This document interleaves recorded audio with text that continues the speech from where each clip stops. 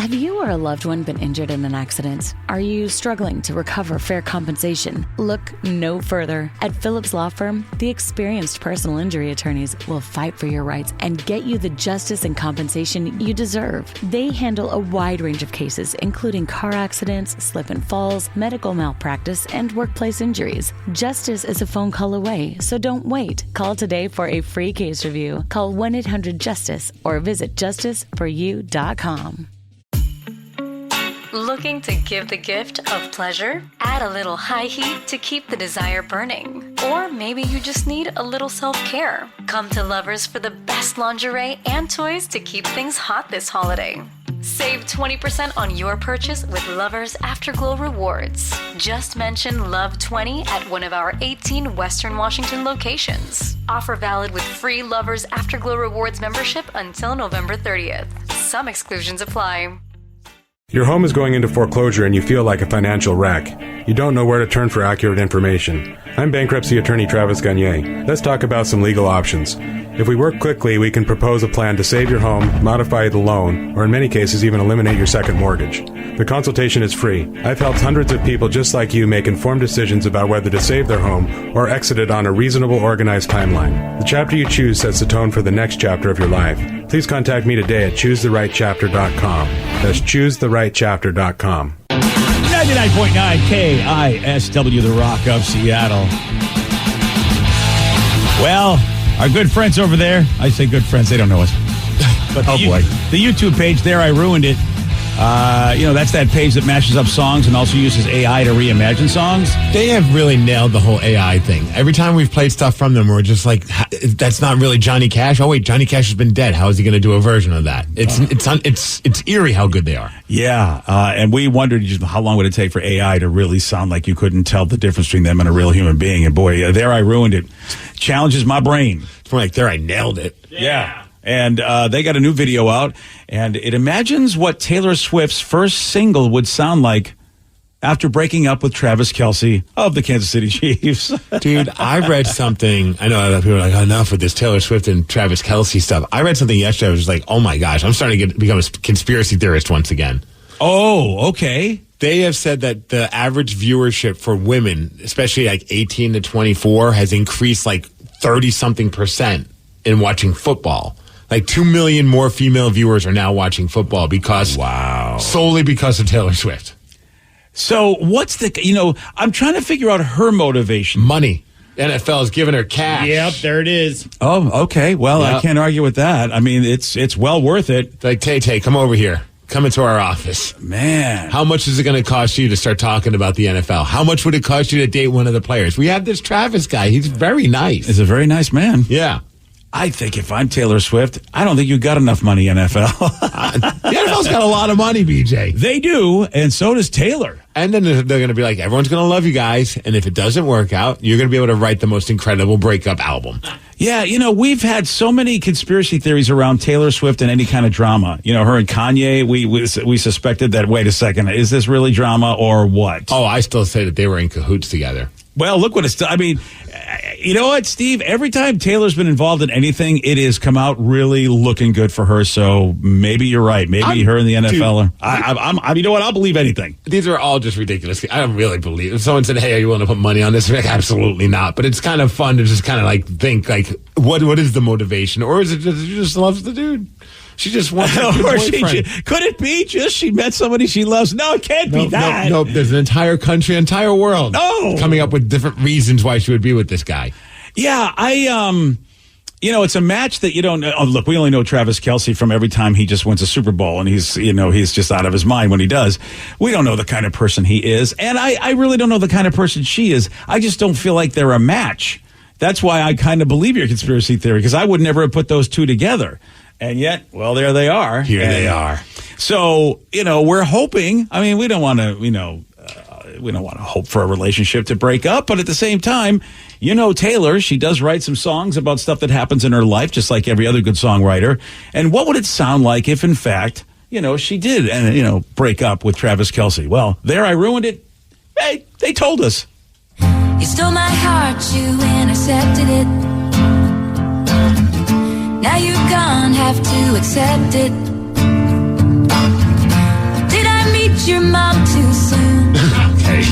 Sounds really like her, though. Or did I do what I always do? Yeah, we made it to the 50, and then you kissed me.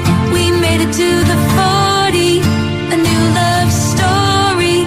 We made it to the 30, and you did me dirty right then. You put the end in tight ends, and as I touched down, just like you in a game, I'm in another town, and nothing feels the same. Wish I could go back when we met that day. Oh, whoa, and throw a flag on the play. Wow, that AI is just insane. It's so great. AI is insane. It's so bad and so great at the same time. Is that one of her songs that they're singing to? It sounds like 4 of her songs. Yeah. I don't know. Yes. Obviously, the guy that put this together made it sound like a Taylor Swift song, and he just took maybe the vibe of a certain couple of her songs. Yes. It's that's why I don't know if it's like a real song that they're just cribbing the lyric, the melody from, or did he make up the whole thing like you just said? Either way, it's brilliant. I mean, it really, if you told me that wasn't Taylor Swift, I'd be like, come on. That's why this AI thing is just crazy. Yeah. Wow. And sometimes, I was thinking about the lyrics, they are kind of ridiculous, but if you actually look at some of her songs, they are pretty ridiculous lyrics. Yes. So it's I get kind of see this happening. And it wasn't AI lyrics. It was an actual guy who wrote it, somebody else named Will King. And so he took those lyrics and created this AI version. So the lyrics, so that's cool. Oh, so somebody made a Taylor Swift, this guy on TikTok, he made a song in the style of Taylor Swift's, and then the There I Ruined It guy just took that song and then put Taylor Swift's voice on it. Look how quickly everything gets done. Wow. So I do love that you put the end in tight end line. That was pretty great. Yeah, that was good. And I wonder if it's his melody they got as well. Like if we listen to this guy's song, if they just basically just stole the whole song, but put Taylor as the lyrics, as the singer. Well, if I'm Taylor Swift, I might hire this guy to start writing her some songs. Yeah. Get him on her side before he uses his talents for evil. Good for this guy, man. And good for There I Ruined It, and good for AI. Man, that was good. We might have to play that again sometime. Maybe later today, listeners on the loose or something, because I really like that. I wish that somebody would have hyped it up, brand new Taylor Swift song, and social media, you could get away with creating a fake buzz and have it build, and then all of a sudden that's the song that they put out, and just see what Taylor Swift fans have to say about that. Yeah, how many people would believe it? Yeah, the Swifties. I mean, they gotta get behind it, and you could easily even tell the story God, I can't believe they've broken up. Look at this new song she just wrote. People will be eating that all up. Until, of course, they found out it wasn't true. Or is it? That was good stuff. All right. Well, there's a question for you. Why would a woman throw thousands of dollars on an airplane while she's being kicked off that plane? Another question. Why wasn't I on that plane? Right. Make it rain. Steve will tell you all about this. He's got the Migs report for you at 6:17 on The Rock. BJ and Migs, mornings on The Rock, 99.9 KISW. This holiday season, make your journey memorable with Travel Centers of America. Visit our one-stop shop for all your holiday travel needs. Fuel up, get snacks, and dine at one of our full-service restaurants. Hit the road with peace of mind knowing we've got you covered. Travel Centers of America. 99.9 KISW, The Rock of Seattle, presenting Foo Fighters, T-Mobile Park on Sunday, August 18th. Yeah, that's next year. Yes. So, you better get planning. You know how your schedule fills up. Get on your calendar, mark that date down, and start saving some money. Now, you may not have to save money. Steve's right, though. Chances are you probably should, but you also can be listening for the code word. 6 a.m. to 10 p.m., we got code words for you. Then when you get that code word, text it back to 206-803-ROCK. That is how you have a shot at winning Foo Fighters tickets. Now, this morning, I got another code word for you. So tune in at 6:47. That's not a long time from now. 6:47 is the next code word. You might get Foo Fighters tickets. All the info at KISW.com. Well informed on the issues of the day? Not this guy. Live from the KISW News Center in downtown Seattle, this is the Migs Report. Well, thanks, guys. Thanks to Palace Law, and also thanks to vodka. Today is National Vodka Day. Oh, look at you. Pink Whitney time? Pink Whitney, maybe some Tito's, whatever you're feeling. Oh, Tito's is the brand. You know, you can't go wrong with Tito's. I feel like that's like the go-to whenever I'm at a bar. It's a good tasting vodka. Yeah, I'm not going to argue. Grey Goose isn't horrible. Oh, no. Grey Goose is fine. Hey, Yeah. you know what? Shout out to Costco and their Kirkland brand. Yeah. You're Also, right. Today is National Pumpkin Seed Day. So pick your poison. Pumpkin seeds or vodka.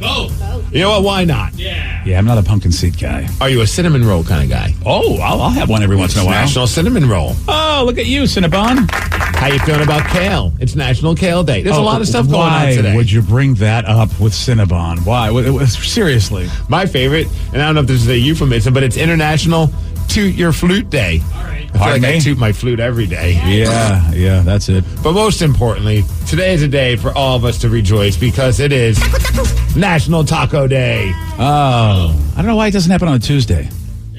Yeah, well, maybe it's just a set date, and it sometimes lands on a Tuesday. All right, fair enough. I have no idea, BJ. I don't have answers to these kind of questions, but Taco Bell, they brought back their $10 Taco Lover subscription for National Taco Day. That gets you a free taco a day for the next month, but you have to sign up today. And they've also announced that they're going to finally be adding some breakfast tacos to their menu. Woo! And that all starts on October 12th, but just for a limited time. Oh, come on. Don't tease us. One thing I do love is that there's one couple that definitely is going to be celebrating National Taco Day because a couple in California, of all things, they got back from a trip. The wife's like, hey, babe, I want some tacos. And he's like, all right, I'll go get you some tacos. So he went to a taco truck, but while he went to the taco truck, he also stopped in that gas station across the street. He bought a lottery ticket, and they won $1 million. There we go. If there's ever a couple to celebrate National Taco Day, I feel like that's the couple. Best taco ever. Right. I wonder if he was like in the car, he's like, oh, God, I gotta go get some freaking tacos. I'm tired. I don't feel like driving. And then he's like, you know what? Screw it. I'll get a lotto ticket. Yeah. You know what? I bet that's exactly how that went down. You know what? This couple, they seem to love each other. They're enjoying having $1 million. This other couple, they were on a plane going from, I guess, they were in Austria. They were heading, and they were set to go from London to Thailand, I guess. But they had to stop in Austria because, well, there was a fight between this couple about money, and I guess they were drunk, shockingly. And it got so bad that as the woman was being kicked off of the plane, what does she do? She takes the money that's, I guess, in a sack that they have, about $6,000, and just starts throwing it. Okay. Right? Wouldn't you love to be in that situation? Not be the husband, obviously, but be on the receiving end of a couple bucks. Let me get a couple of hundies right there. I do love that there's some people that were watching from the plane because this is happening right outside the plane. Like she's throwing it at her husband, like making it rain. Oh, wow. There goes the cash. And I mean, the guys that work for like the airport, they just stood there and watched. I'd be like, you guys can talk this out. I'm going to go over there and pick up your money and maybe. Yeah, that's what I would do. Yeah. Let me go help you pick up your money, and let me. Of course, there'll be a fee for that. But I do love that there's someone on the plane watching this, and of course, they have to give us the play-by-play. Oh, look at that money. £5,000. That's what she said. He's got a £5,000. All the money on the airport. Look. Wow. Look at all the money. That's I got to get off the plane too. I need to help. I know them. Yeah. Oh, I got to help them out. They can't pick that up by themselves. Sometimes you can't write these kind of stories. It's just so. I mean, I think Alanis Morissette wrote a song about this because, well, the cop in the Sacramento area was just arrested for DUI over the weekend. And oddly enough, and ironically enough, he was recognized by Mothers Against Drunk Drivers in the past for his work in arresting drunk drivers. Oh, that's awkward. He won an award for helping curb drinking and driving, and then he was arrested for. Do you take his award? I think you got to take his award, don't you? Do you? Yeah, you got it, buddy. Is that like taking away like a trophy from a college football team that won the championship? I think that's a perfect example of how it's got to be taken away. Wow. I mean, but he earned the award at the time. Did he though? I mean, we don't know what he was doing at the time, do we? That's a fair point. Yeah. So you show up, you arrest the guy, and say, "Hey, where's the award?" Yeah, that's exactly it. Oh no, you're not just coming with us. We want the award too, pal. Bring us the award. Yeah, that's what we got. Get a search warrant too, because they'll probably try to hide that. Well, one group of people that are not receiving an award anytime soon are the Mariners. Oh. Mariners fans, of course, not very pleased. I think none of us are happy with how the season ended up. We were all hoping for playoffs, and well, the team did not make the playoffs, and people are not upset. So yesterday there was a big press conference with Jerry DiPoto, who's the president of the team, and I don't think he helped matters yesterday in this press conference with what he said. And before we get to what he said, we do have the audio of that. I want to go back to February, and a lot of people are bringing up this soundbite from the Mariners president of business operations. Her name is Katie Griggs, and she was speaking in front of a bunch of people, and she had this to say about the Mariners and the fans and, well, being patient. Thank you. You've been patient. We are not asking you to be patient any longer. Okay, so she said that. Now remember that, because now we're going to play Jerry DiPoto, what he said yesterday during his press conference. If you go back and you look in a decade, those teams that win 54% of the time always wind up in the postseason, and they more often than not wind up in World Series. So there's your bigger picture process. Nobody wants to hear the goal this year is we're going to win 54% of the time. Because sometimes 54% is one year you're going to win 60%, another year you're going to win 50%. It's whatever it is. But over time, that type of mindset gets you there. If what you're doing is focusing year to year on what do we have to do to win the World Series this year, you might be one of the teams that's laying in the mud and can't get up for another decade. So we're actually doing the fan base a favor and asking for their patience to win the World Series while we continue to build a sustainably good roster. Yeah, but didn't she say we don't have to be patient anymore? Imagine the two of them in a room together. Thank you. You've been patient.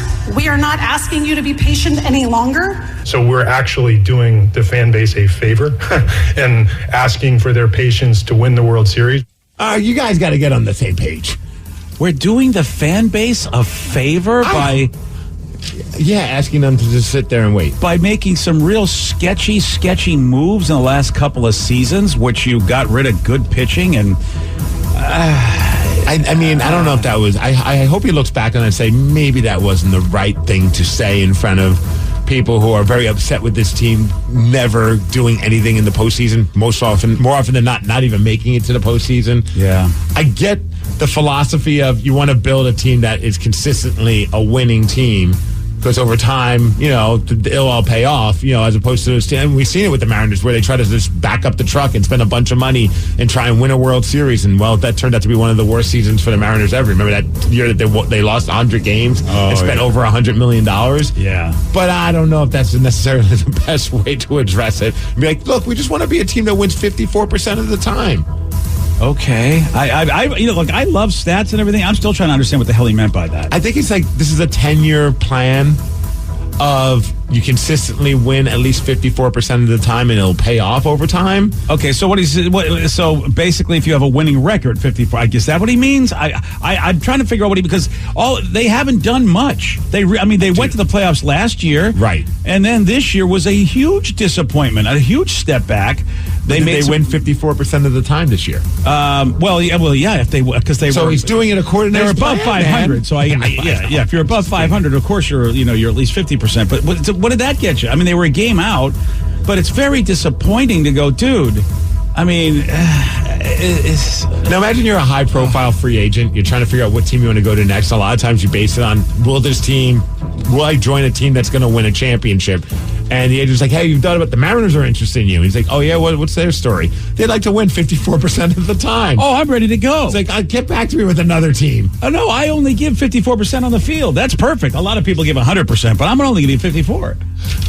Yeah, that I don't understand that. I mean, look, why did he even speak in front of people? He should have just not said anything. Dude, the Boston Red Sox just fired their guy, but the Red Sox have won a World Series in 2013. They won a World Series in 2018. The joke in Boston is that don't win a World Series because they'll end up firing you in a year. Because they've gone through so many general managers, and they've had 2 World Series, in recent times that they've won.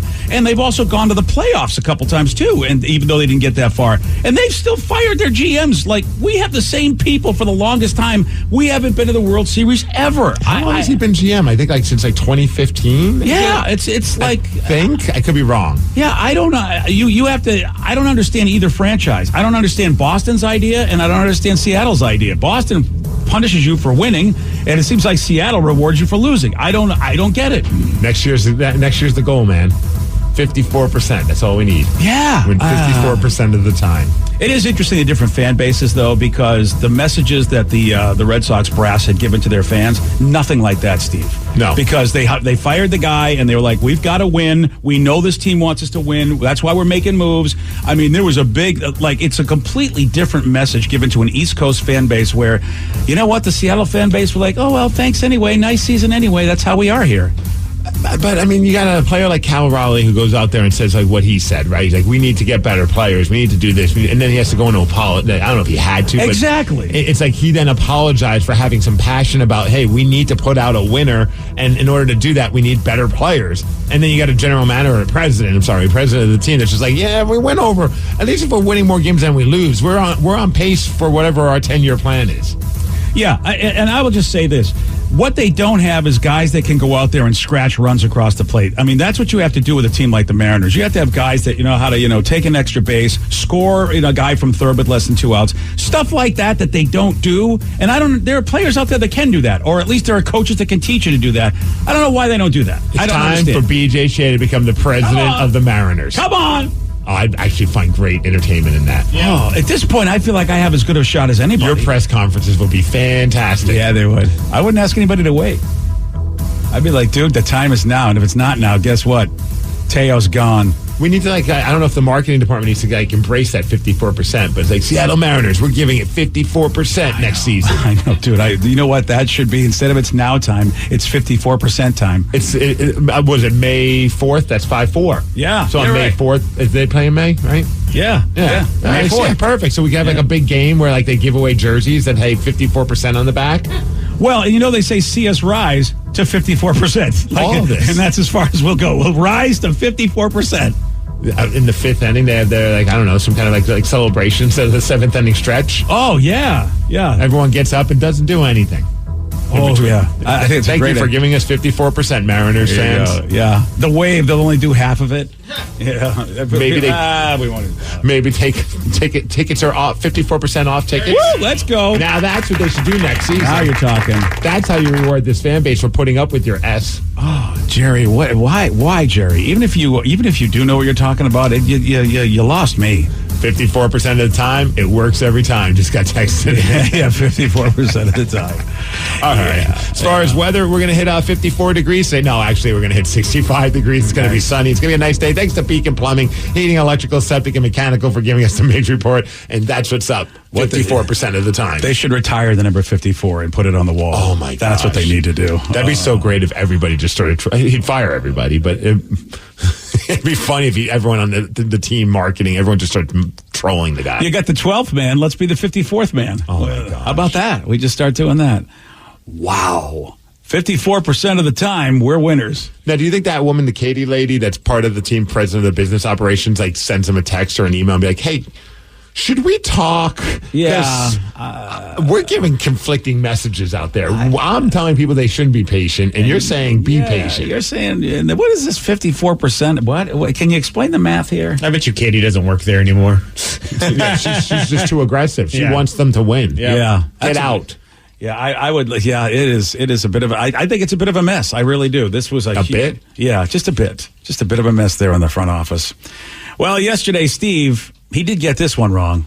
In which Disney movie is an orphan baby found and raised by a gorilla? Annie. No. The Jungle Book. No.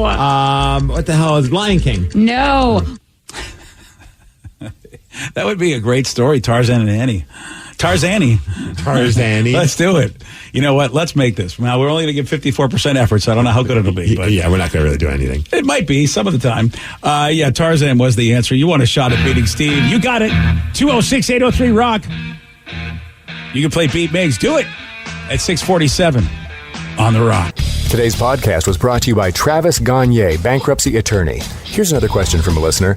If I can't afford to pay my bills, how am I going to afford attorneys and bankruptcy fees? You know, one of the things people ask me all the time as a bankruptcy lawyer is that how am I going to pay all these fees and costs because I'm here because I can't afford to pay my bills? And of course, we understand that. I mean, being in the bankruptcy field. But one of the things to remember is that if you decide, once you make the decision to file bankruptcy, you can stop paying on all of the creditors that are going to be included in the bankruptcy, and those are the funds that you can use that you have been paying your creditors to pay your attorney fees and court costs to get your case filed. And once your case is filed, you're not going to have most of those payments anymore. Thanks, Travis. If you have more questions about bankruptcy, you can reach out to Travis anytime at ChooseTheRightChapter.com. That's ChooseTheRightChapter.com. Thanks for listening. It's time to talk about Felix, the pet insurance brand made just for cats.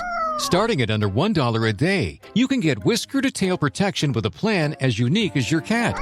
Sorry, dogs. This customizable coverage is exclusively for feline friends.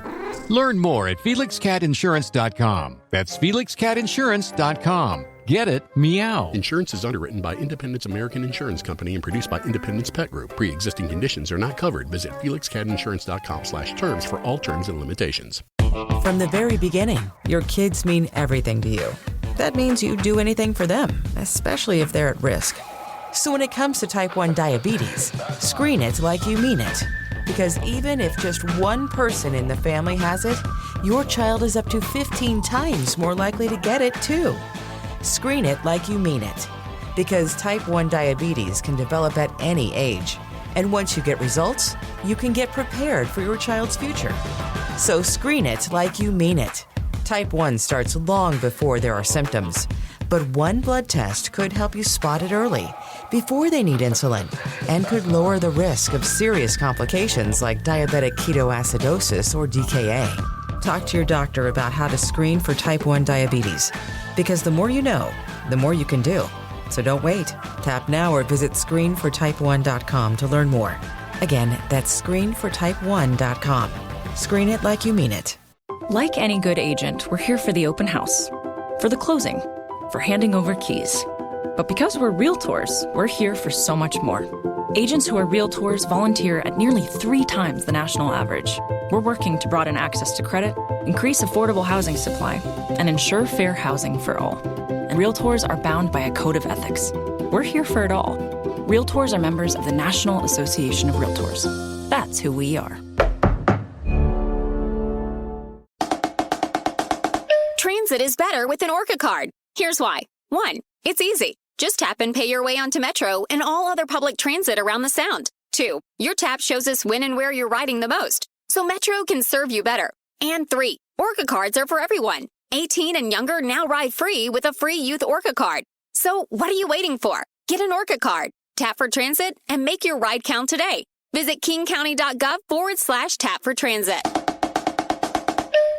Dealing with an accident and injury claim can be overwhelming. Let Phillips Law Firm fight for you. We understand the pain and suffering, and we're here to guide you through. Call 1-800-JUSTICE today for a free case review, or visit justiceforyou.com and let Phillips Law Firm help you on the road to recovery.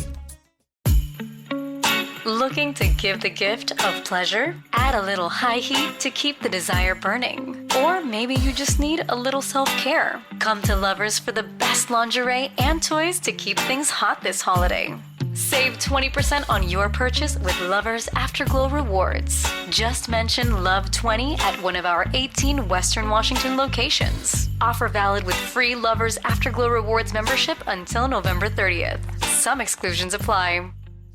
Your wages are being garnished. We can stop that now. It's hard enough to pay your bills when things are good, let alone when a big chunk of your take-home pay is gone before you even get your check. I'm bankruptcy attorney Travis Gagne, and I can stop the garnishment and get the creditors off your back immediately, often the same day as our consultation. Both Chapter 7 and 13 provide bankruptcy relief, but choosing the right chapter is crucial. In a free consultation, we can create a plan to get your finances back under your control. The chapter you choose sets the tone for the next chapter of your life. Please contact me today at ChooseTheRightChapter.com. That's ChooseTheRightChapter.com. 99.9 KISW, the Rock of Seattle. If you haven't heard, Foo Fighters, they're coming to T-Mobile Park on Sunday, August 18th. That's next year, yeah. Put it in the calendar, otherwise you might forget. Now, all week, we have an opportunity for you to get those tickets. All you have to do is listen between 6 a.m. and 10 p.m. here to The Rock. That's where you'll get the code word. Once you get that code word, text it to 206-803-ROCK. That's 206-803-ROCK. That's how you get a shot at winning tickets to the Foo Fighters show. And I have the new code word for you right now. Are you ready? Yes. Today's code word is shape. The code word is shape. I was like trying to figure out why is that the code word and color and the shape, their record. Ah, there you go. I'm on to you. You know what's going Staff. on. So, text the word shape right now to 206-803-ROCK. That's your shot at winning tickets. You want more information? Go to KISW.com. Let's play Be Migs. It's time to play the game. So everybody scream his name. Be Migs. Don't be a loser. Whoa. Be Migs. You're a loser. Who's ready to be Migs? I know Adam from Shelton is. Adam, are you there? Good morning, everyone. Good morning. All right, Steve, get out of here. Goodbye. For those playing at home, Adam has 60 seconds to answer 10 questions. You can pass all you want, but you only get 3 guesses per question. Are you ready? Oh, yeah. Who co-wrote Good Will Hunting with Matt Damon? Pass. It is said that French fries originated in what European country?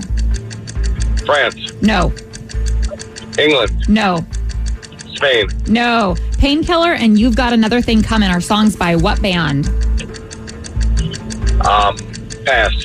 What does a male penguin often gift its female counterpart to win her over? Rock. Yes. What kind of mechanical dinosaur does Batman keep in his Batcave?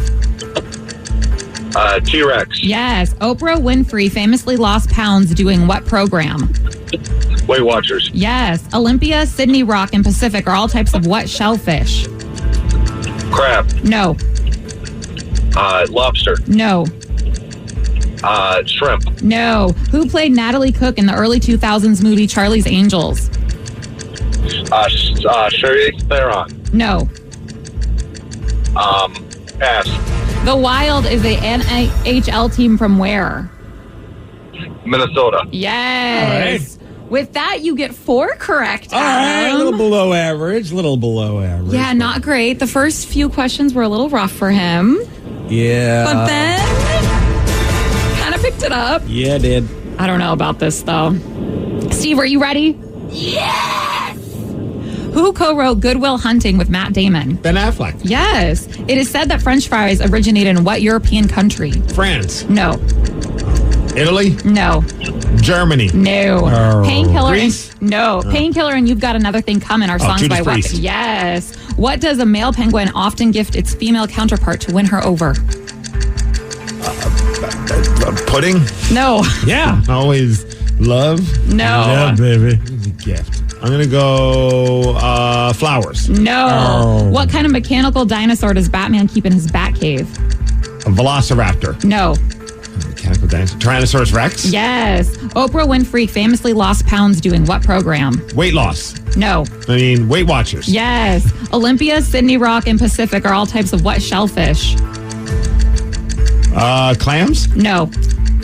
Oysters. Yes. Who played Natalie Cook in the early 2000s movie Charlie's Angels? Lucy Liu. No. Jennifer Aniston. No. Megan Fox. No. Oh, boy. You get 5 correct, though, which is a win barely. Yeah. 5 to 4. So close, Adam. Good game, Steve. Y'all have a wonderful day. You too, buddy. Adam. Have a great one, man. Yeah. Nice game, though, Adam. You calling again, bud. I'm the best. I'm the best. That's a close game. That was way closer than I thought. Yeah, some of these questions, they're not easy. Does anyone know French fries originated in what European country? Belgium. Belgium? Belgium? Yes. Wow, I would never have given them credit. How did you know that, Vic? Because there's a place in Astoria called like frites and soups and frites and stuff, and so that's where I learned that you get the Belgian fries. Oh, is that the ice cream and French fry place? Which is what a great combination for a so store. Good. Wow. And they have like the ice cream and the just amazing. I'm hungry. One that Adam got correct. A male penguin offers its female counterpart to win her over. A rock or pebble? Really? Yes. That's all it takes, man. That's all it Well, the women always like the rocks, man. Is it at least a shiny rock? Yeah, no. It's got to be a cool one. Yeah. It's got to be the most beautiful rock or pebble. Oh, did they go to one of those stores like at Pike Place Market, like where they have like the little bag? You can buy a bag of rocks for like $3. Really beautiful, colorful ones. And now you have a friend in the rock business. and does anyone know who played Natalie Cook in the early 2000s movie Charlie's Angels? I would guess Cameron Diaz. There you go. That would be correct. I couldn't think of Lucy Liu was one. She of was the, one of the okay. Angels. And so was Drew Barrymore. Thank you. I couldn't think of That's who the other third one was. I couldn't think of the other two. Yeah. Yeah. All right. Well, congratulations, Steve, on beating Matt. Or Adam, barely. Yeah, barely. A win's a win. A win is a win. All right, fine. All right, so I didn't know this. And I guess, I'm a Charmin user. I don't know. Are you guys Charmin users? Do you have a favorite toilet paper? Yep. You know, we've recently been getting our toilet paper over at Costco. And they have two options.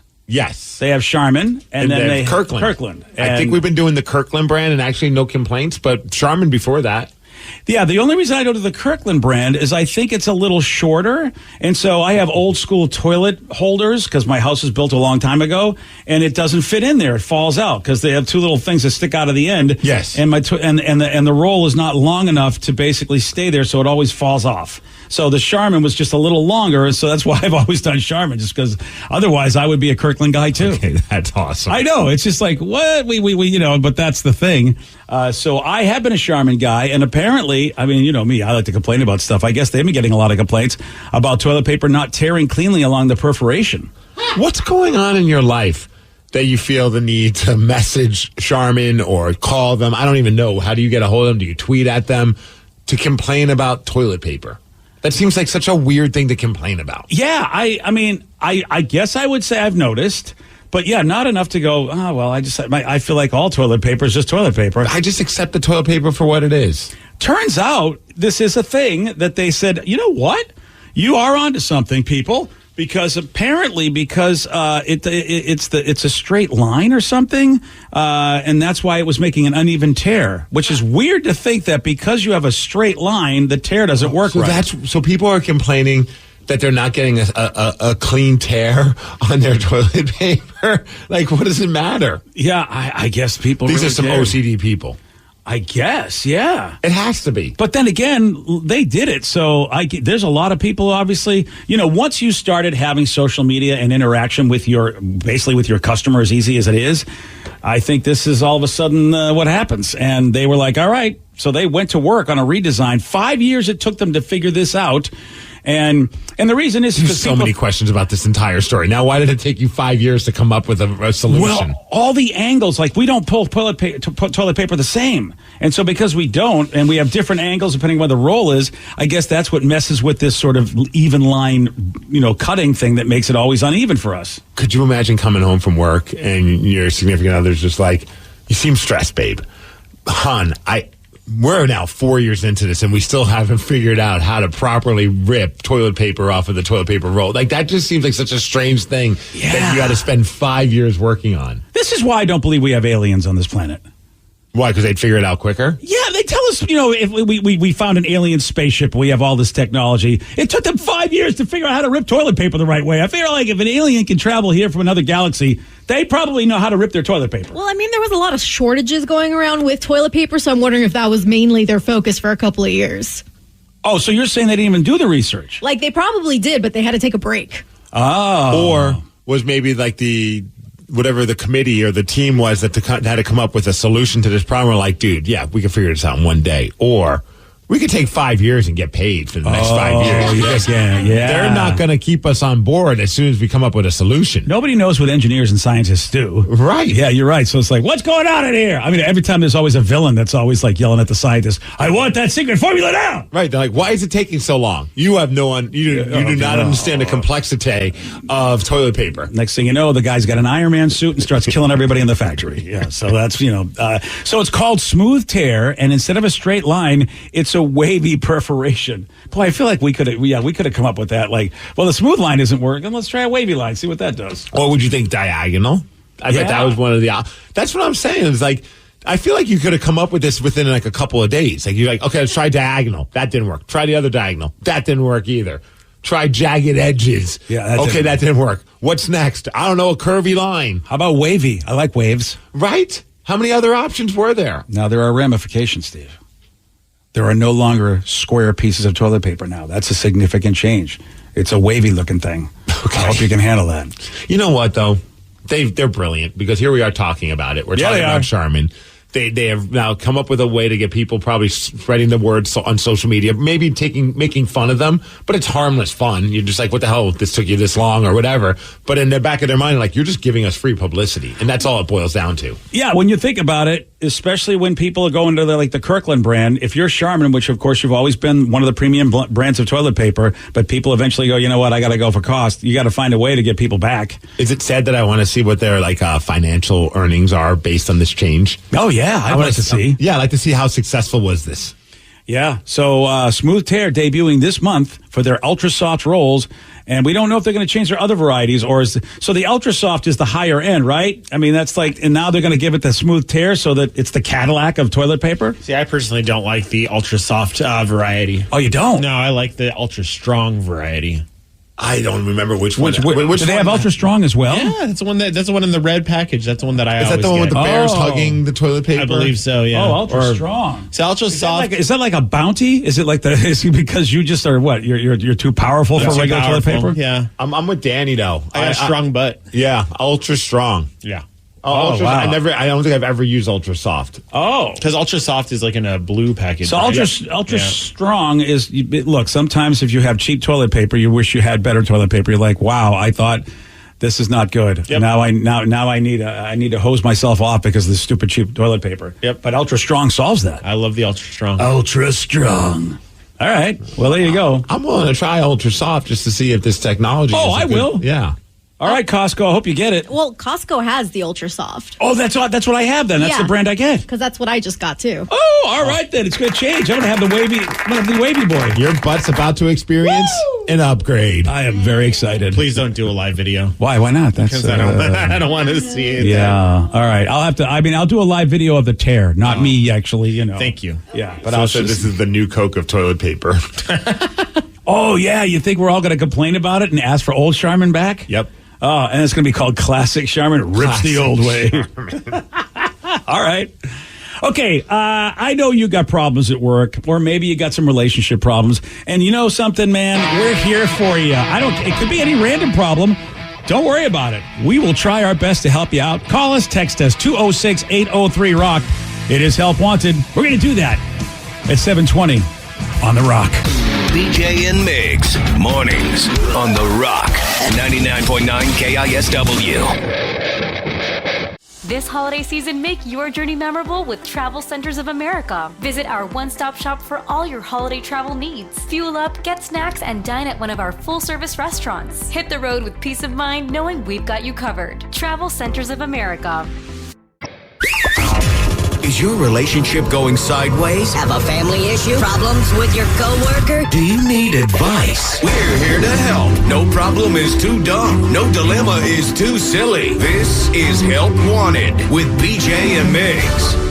99.9 KISW, The Rock of Seattle. Help Wanted. This is a segment that, well, you know what? You need help. You want it. And you've texted us. You've messaged us. You've given us phone calls. You said, man, please, would you help me out? Because I don't got cash for a therapist and BJ's crazy. So what do you know, he knows something. He's been there, done that. Yeah, Steve's been in the locker room with the boys, so they know what's up. Yep, answer every question. Yeah. Shower beers. Shower beers gets it done. Yep. And Danny cries a lot, so people can relate to that, right? And, and Vicky, well, I mean, when it comes to relationships, you can't be worse than Vicky. So, I mean, yeah. For a while, I was neck and neck with Joe, but Joe, all of a sudden, laying it down. Joe's laying it down. Sarah's actually married, and she tricked somebody into doing that. I mean, that's... I would have lost this bet. You thought you'd be in a relationship before Joe? Yeah. I did too, Vic. Just because he's so I like to do my own thing, and I keep it all close to the vest. But it's the perfect Joe relationship. He's hanging out with a girl in another state that takes several hours to get to. Therefore, he gets to spend all of his time being Joe and not have to have another woman, have a woman in his life like telling him what to do. Yeah, that's correct. Never underestimated Joe. Yeah. Never underestimated Joe. Is that a thing? I didn't know it was a Joe thing. Yeah, okay. So, Help Wanted is for you. Maybe we can help you out. 206-803-ROCK. Call us or text us. All right, well, this one's a quick one. And I felt like we got it yesterday. I want to hit it real quick. This person said, I let a friend borrow $60, but that was almost 3 years ago. Would you guys even bother, or should I try and get the money that I was promised? Dude, I think you have to chalk it up to a loss. Yeah, letting friends borrow money is just a lose-lose game. You have to basically realize you're donating money. That's how I always, when it comes to friends, I'm donating. Especially $60. I mean, at that point, it's just like, you know what, here, man, just take the $60. If you get me back, that's a pleasant surprise. Otherwise, I'm just going to assume I'm just giving you $60. See, my question is do they still hang out with this person, like, on the regular? You know what I mean? Because, like, if it's Joe and I hang out with him literally every day. So I'd be like, Joe, where's that $60? Like, if I have to see him every single time. However, if you haven't talked to this person in like 2 years, no, don't hit him up. Oh, actually, that would be even better if all of a sudden you just slid right into their DMs and be like, hey, man, how you been? When am I getting my $60? And they're like, the last time we talked was 3.5 years ago. Look, the stand-up thing that guys do, I think, and I don't know how women do this, but I know with my boys, this is what you do. Hey, man, it usually comes with like lunches or whatever. Hey, dude, did you buy last time or I buy last time? And I always go, I don't remember. I'll just get it. Eric. Yeah, and that's usually what I say too. Is like, all right, well, you know what? But most of the time, I kind of do remember, and it's like, I think it's my time, or I think it's your turn, and I don't have a problem with that either way. I do find it frustrating with the freeloader friend. But you do it one time. One time, it's like, okay, you're the freeloader friend, and we all got them. And you just know, all right, this is the freeloader friend that doesn't, maybe they're too shy or too embarrassed or too shameful to say they don't have cash. Here's the question then, though. Like, it kind of goes a little bit with what Danny was saying. Like, okay, like, are you still hanging around this person? And then you get to witness, are they just like spending a night, like buying a bunch of drinks? Right. Or, at that point, I'd be like, dude, you just dropped $120 on drinks. Yeah. You know what? Maybe you should like cut it in half and give me my $60 back. And I do believe that you have a right to be upset, but do know you're like, look, the guy may go, I don't know what you're talking about, and he's no longer your friend. But I'm also the type of person, like, if you tell me you're going to pay me back, I will keep it. I'll keep checking. And yeah, you should. If I say, okay, yeah, I'll get you back next week. All right, next week will come, and I will send the message. I'm just that's just my mindset. It's like, I'm not doing it to be a jerk, but like, maybe you forgot, maybe this, or I just want you to know that I'm still aware that you owe me my money. So hey, I'll be like, hey, you said you get it back to me next week. It's almost Friday. Am I getting my money back? And then if they don't get back to you, just, hey, still waiting on that money until they finally like, here's your money. Leave me the F alone. And I'm telling you, don't ever loan money that you really hope to get back. Don't do it. It's especially to friends. If they need money enough that they come to bother you, you know that, okay, these guys are in bad shape. And either A, you do it because you get that they're in bad shape and you go, look, dude, I got this. No worries. Don't ever ask for it again.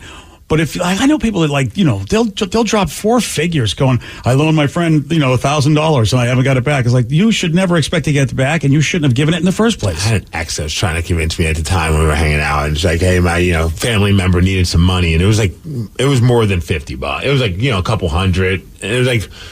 I looked at her, I was like, no, like she's like, can you loan them the money? I'm like, you have a job, put some money aside, that's your family. I'm not, well, they'll pay you back. I know they will. I'm like, I don't want to get involved with this. I don't even want to have to deal with that headache. Like, this is not my problem. Ah, man, you're a better man than me. I have such a hard time saying no. I've got to put those firm things in place, and I feel like a jackass doing it. But it's like I don't want to be let down. I always preface it with that line. I'm like, I feel like a jerk saying this, but no. Yeah. But at least you can do that. Some of us just have a hard time, and then we get bitter.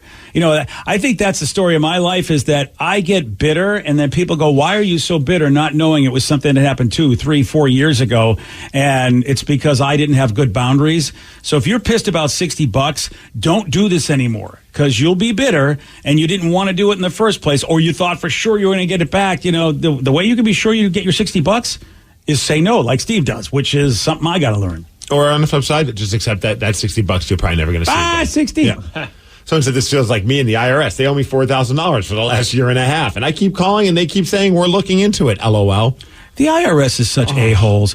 They're so understaffed. I will say this, man, I was lucky enough to have a lawyer help me out with this. And he used to work for the IRS and realized he can make more money going into business fighting the IRS. So he called them, like they made a giant mistake with me. They said that I owed them 5 figures worth of money. And I didn't know that they owed me money. I didn't realize that actually and when we looked into it, he was like, oh my gosh, actually they owe you money. What a bunch of idiots they are. And he told me, he goes, I know everybody there. He called them up and I was in his office. He said, hey, Janet, look, Janet, I don't want to put you down, Janet. I know you got rookies there. I know that they pay a minimum wage. And like he was putting down, listening to him talk about the IRS and how it's almost like a fast food restaurant, the quality of people that work there. I'm glad you said that because I've been dealing with them and certain things. And I'm like, what is happening? I thought the IRS are like top notch. You would think like there's some people that know what the hell they're talking about. And I've had an instance where I think they owe me money, but every time I call them, it takes a year and a half to get through to somebody. And every time I call them, then they're just like, no, we sent you that. I'm like, no, you sent me that. That was for something else. It's a similar amount, but I still am owed this amount. They're like, well, you got to fill out this kind of paperwork. And you get to the point where you're like, is it really worth my time? Yeah, that's what they hope. They're pretty close to that with me, but every once in a while when I'm like low on the loot, and my wife's like, we should reach out to the IRS again. Like, I don't want to do it, but you're right. Like, I hate that. It's so frustrating. I hate reaching out to them because it takes forever just to get someone on the phone. But if they think you owe them money, oh, how quick they are. Oh, they're knocking on your door. Oh, yeah. It's so frustrating. And, yeah, Steve, my eyes were open that day when I got this tax attorney. And, somebody said, go get a tax attorney. Go try to do this on your own. He will get better results.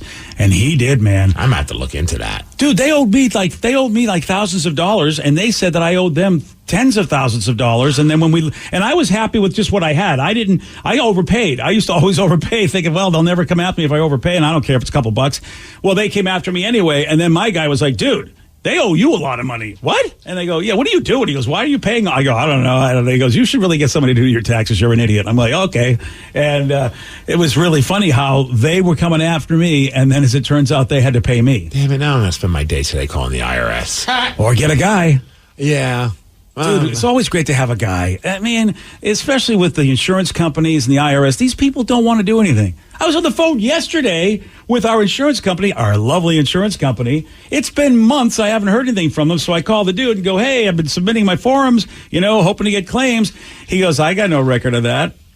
I go, I'm like, well, you got no record of that. And he goes, well, go online and look. I go, I have been online. I can't find anything. That's why I'm calling you. He's like, oh, yeah, you got this one thing here. I go, well, all right, that one thing was also in the same email I sent the other things. How is it you got some of it, but none of it? I don't really know, and it's not my department. And he goes, let me try to get the people. Oh, you know what? I can't get the people on this line.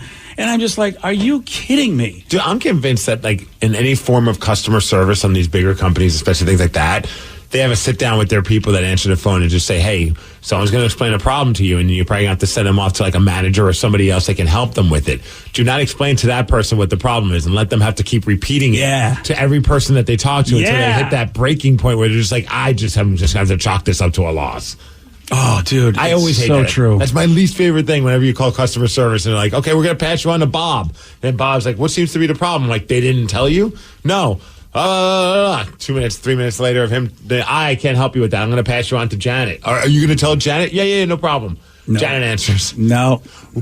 What's your name? What's your name, sir? What's your social security number? What seems to be the problem? What's your date of birth? Jesus, don't you people have this? You guys, you are my problem. You are the problem. I give up. Sir, did you talk to customer service? I thought I was. But, think about it. Insurance companies are in the business of making money. So if they don't pay you, they make more money. So they're like, hey, buddy, file this one thing this way, divide by 3, multiply by 2, talk to somebody that can't help you and who's really nice but still can't help you. Ah, yeah. And the IRS. The IRS. We take your money. Otherwise, we can't be bothered. Wow, that simple text just triggered us to be really mad about money. Well, dude, it's just like, it's so frustrating what we all go through just to do what we're supposed to get. Like, hey, guys, I think there's a mistake. Oh, if it's on our end, you'll never hear from us. If it's us, forget about it. All right, well, did we help anybody? I don't even think we helped ourselves. All we did was just complain. No, now I'm just more angry, and I don't even know if I want to call the IRS today. Sorry, buddy. Sorry about that. I'll give you that guy's name if you want it. A popular celebrity just shared a great story about a time that he smoked so much weed with Snoop Dogg that he couldn't see. Oh, man. Yeah, you got to be careful if you're going to go up with the big dogs. You'll hear from him at 7:47 on The Rock. Today's podcast was brought to you by Travis Gagne, bankruptcy attorney. He's here right now and has agreed to answer more of your questions about bankruptcy.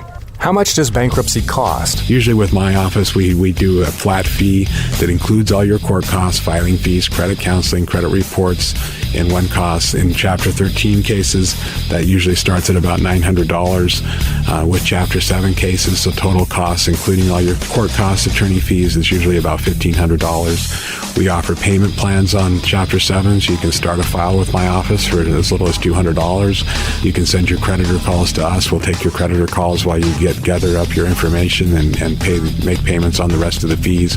With Chapter 13 cases, we can make payment arrangements in most cases as well and get your case filed even sooner in a Chapter 13 case because of the reorganization aspect to it. Thanks, Travis. If you have more questions about bankruptcy, you can reach out to Travis anytime at choosetherightchapter.com. That's choosetherightchapter.com. Thanks for listening.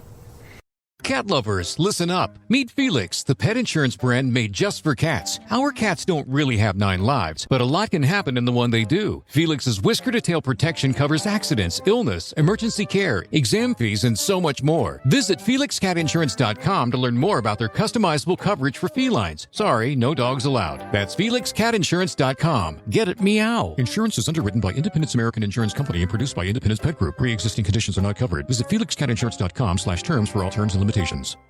From the very beginning, your kids mean everything to you.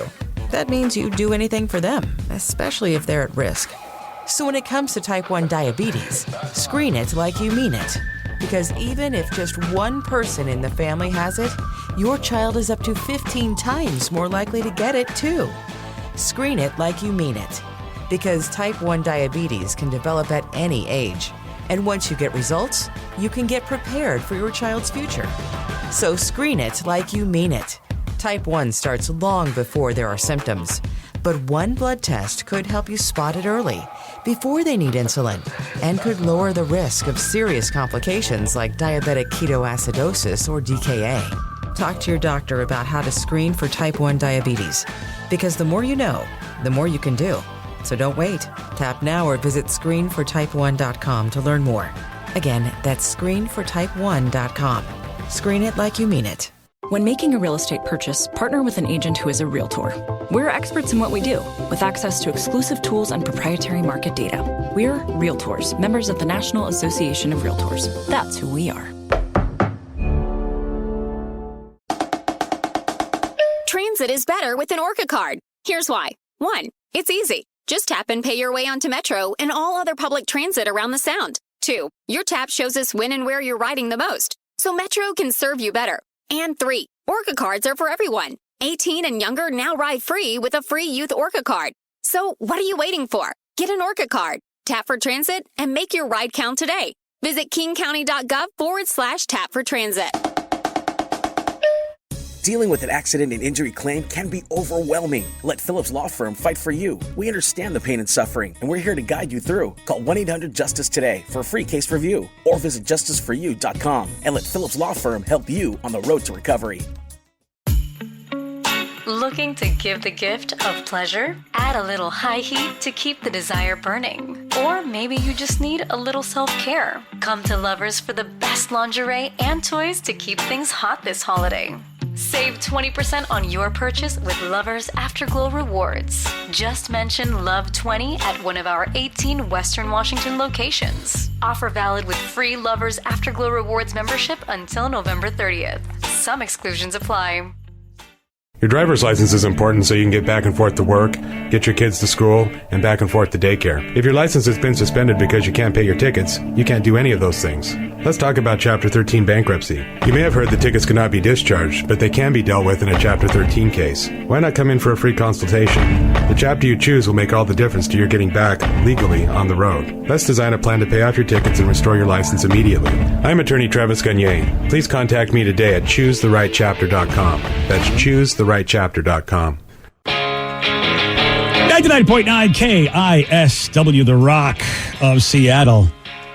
All right, Ed Sheeran, man, this guy, we talk a lot about Ed Sheeran because of all the stuff that he does, man. He is great at getting himself in the news, but not for doing your conventional or normal things. Like, he's just, everything is random, or is it? But it's still cool.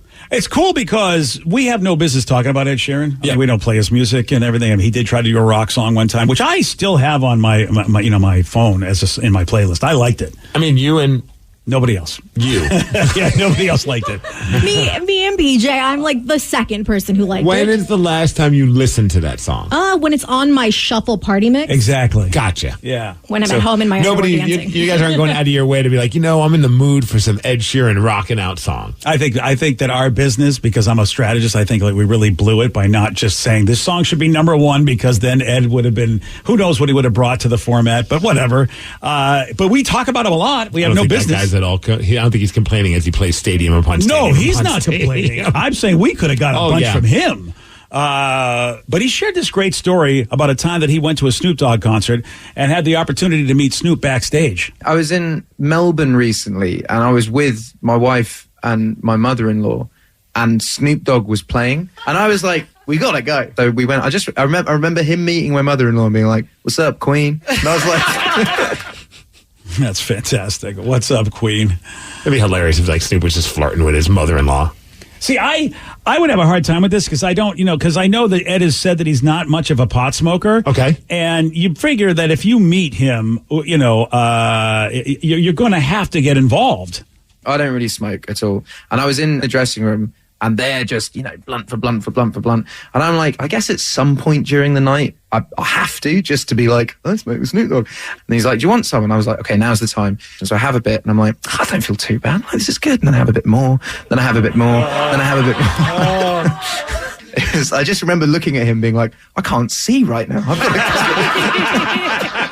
got And I mean, I don't know how cool his wife and mother-in-law are, but that's the thing. I'd be like, I bring them there, and all of a sudden we get destroyed. They have to be. I mean, they're going to meet Snoop Dogg, so I got to imagine that they understand that they're going to be around pot smoke. And I wonder if that conversation even came up, because I remember talking to my wife one time when I had to go, when I thought I was going to get to go do an interview with Snoop Dogg, and I was like torn with it, because I was like, I wasn't smoking weed or anything like that, and I hadn't done it in forever, but I was like, and I told my wife, I'm like, I might, if Snoop offers, I might have to take him up on that. And then I realized my buddy was supposed to pick me up, and I was driving myself. I'm like, okay, well, that answers my question. I'm not even going to mess around with that. But there was that little bit of a dilemma, and even my wife was like, I don't know how I feel about that. And I'm like, I get it. You don't want to have me like become a stoner, but how do I pass up the opportunity to get stoned with Snoop Dogg? Yeah. I mean, isn't it kind of like having a drink? If somebody offers you a drink, is it the same kind of thing? Like, you're not going to send me now if you're like Ed Sheeran and you get trashed, okay, but I mean, it's weird how we wouldn't have no problem if somebody offered you a beverage, but it's still that stigma with pot, even though, especially here, it's legal. It's kind of like it's like a social thing with Snoop. And for me, it would just be right on par for how anytime I've ever like been a part of doing smoking weed or whatever. I remember my first time I ever smoked weed was with Cypress Hill. Yeah. And it was just because at that time, I mean, I thought about it in college. I was like, maybe I'll one day. My buddies were all like, we've got code words. You just ask us how the Mets are doing. And we know that was our code word. Like when my buddy Doper. Good old Doper. He's like, just ask me how the Mets are doing. And I know that means that you're ready to start smoking weed with me. He's like, until then, I won't pressure you. And I was like, okay, cool. But then I was doing an interview getting a radio thing from Cypress Hill, and they brought me on their tour bus and like, do you want to play Sega Genesis and smoke some weed with us? And I was like, how do you say no? Yeah, you can't. Right.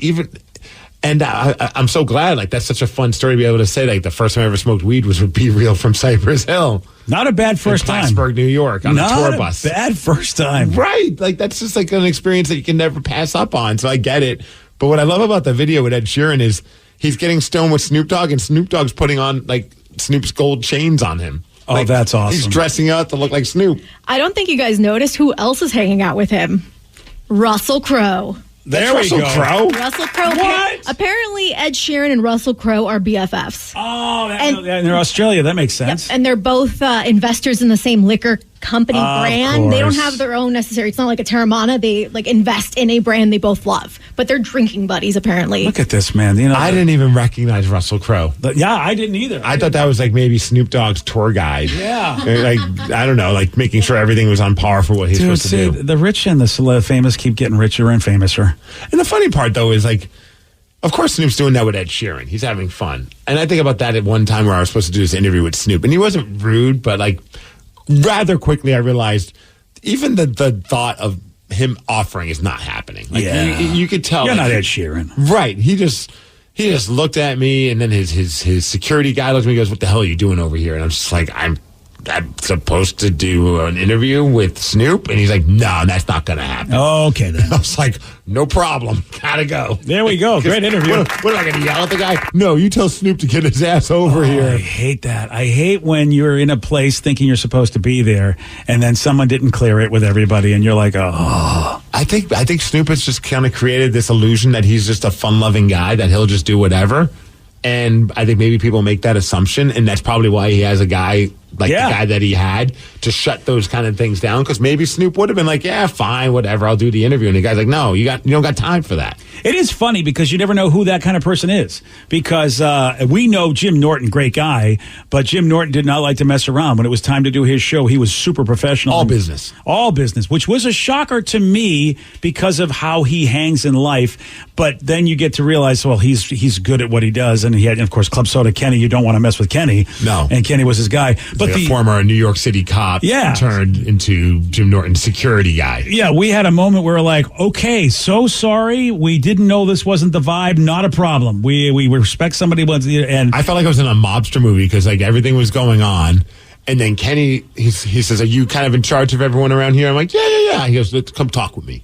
And then he kind of pulled me aside and kind of like was like, "This got to stop, blah, blah, blah, blah." But nothing that you did wrong, but like the people that we were with. Yes. He's like, "Can you handle that for me?" And I'm like, "No problem." And went over to you guys and was just like, "We got to go." Yeah, and I was 100% like, oh, damn, okay. And you picked up rather quickly. Others, not so much. But we got out of the situation. And to this day, I still stay in touch with Kenny. Kenny's great. He appreciated that I handled it for him so he didn't have to be a complete and utter jerk. Yeah, and I appreciate guys like Kenny because then, you know what, the people he's working for get to do their jobs. I mean, that's why everybody loves Kenny.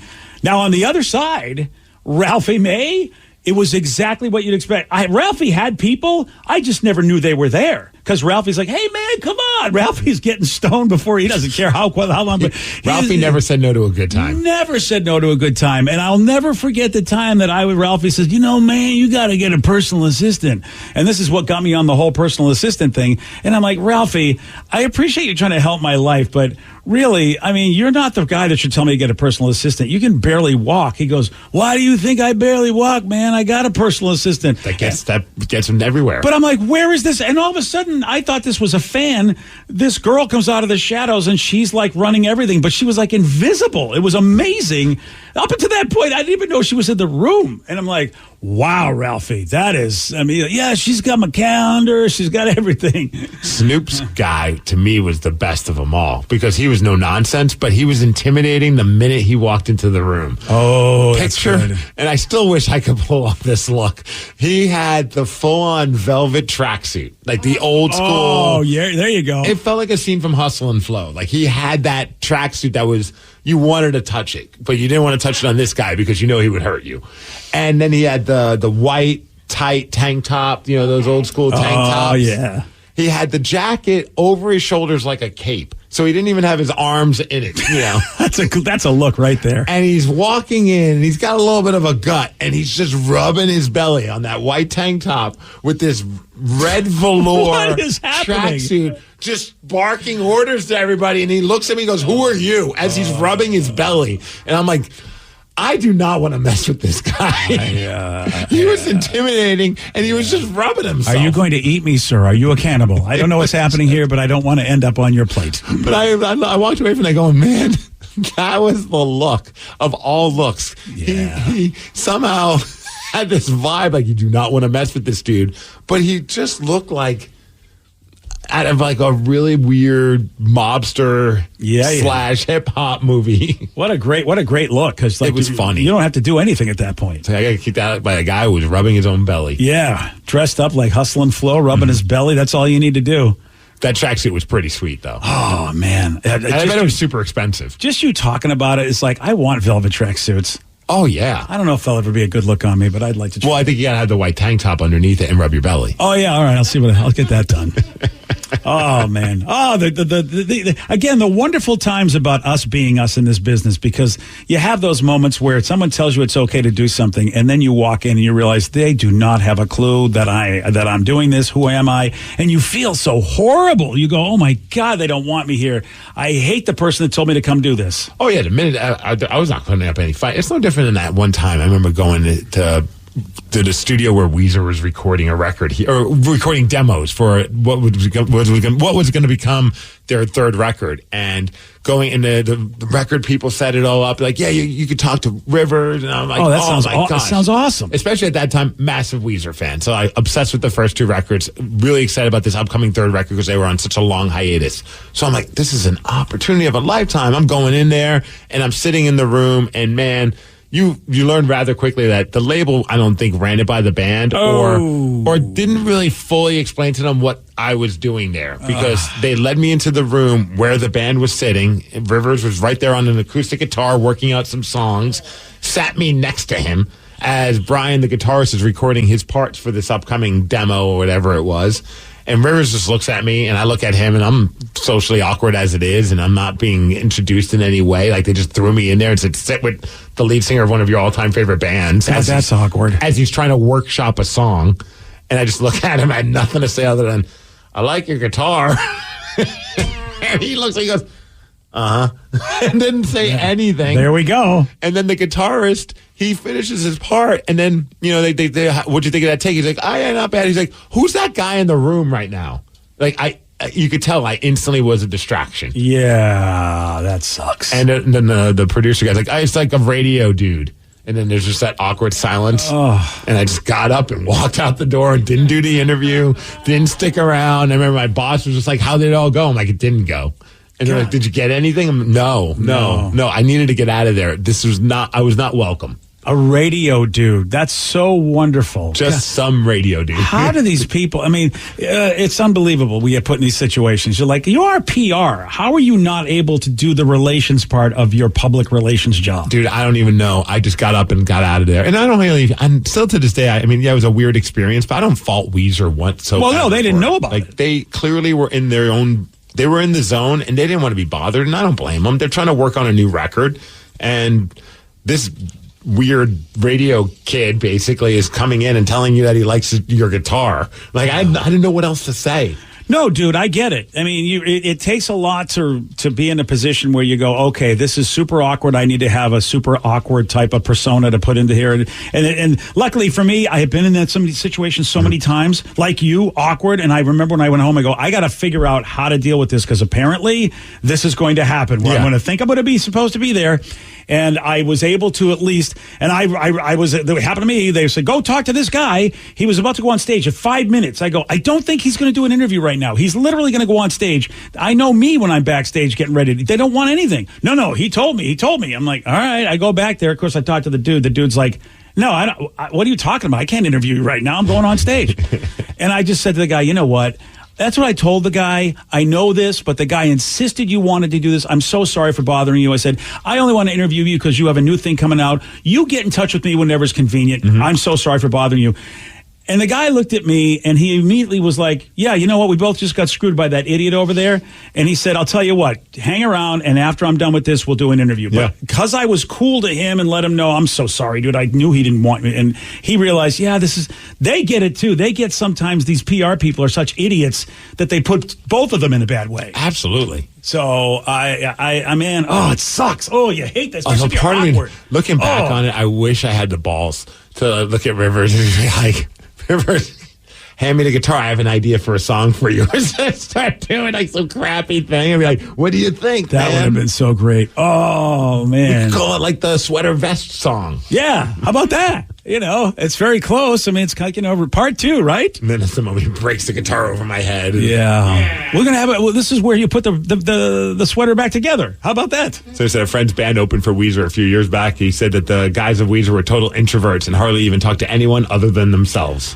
That's a lot of rock dudes. Yep. It really, really is, and they're very, very misunderstood. A lot of them are socially awkward. You know, we've had a lot of the guys from Pearl Jam in here. They're great dudes, but they don't want public attention. They're not the kind of people that want to go into a room and just talk to anybody. You know, they're like they're like an average person. Like if they get to know you, they're fine. Yeah. That's a lot of rock people. And now other performers, I don't know, other genres, maybe it's different for them.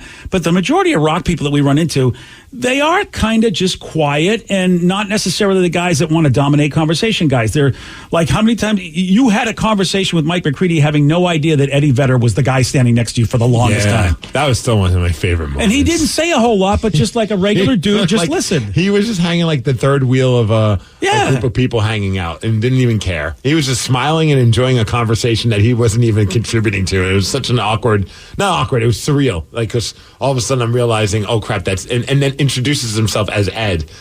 And I'm like, oh, nice to meet you. I'm Steve. And I didn't even put two and two together. That was Eddie Vedder. That's so great. The lead singer of my favorite But he's band. just like a regular dude.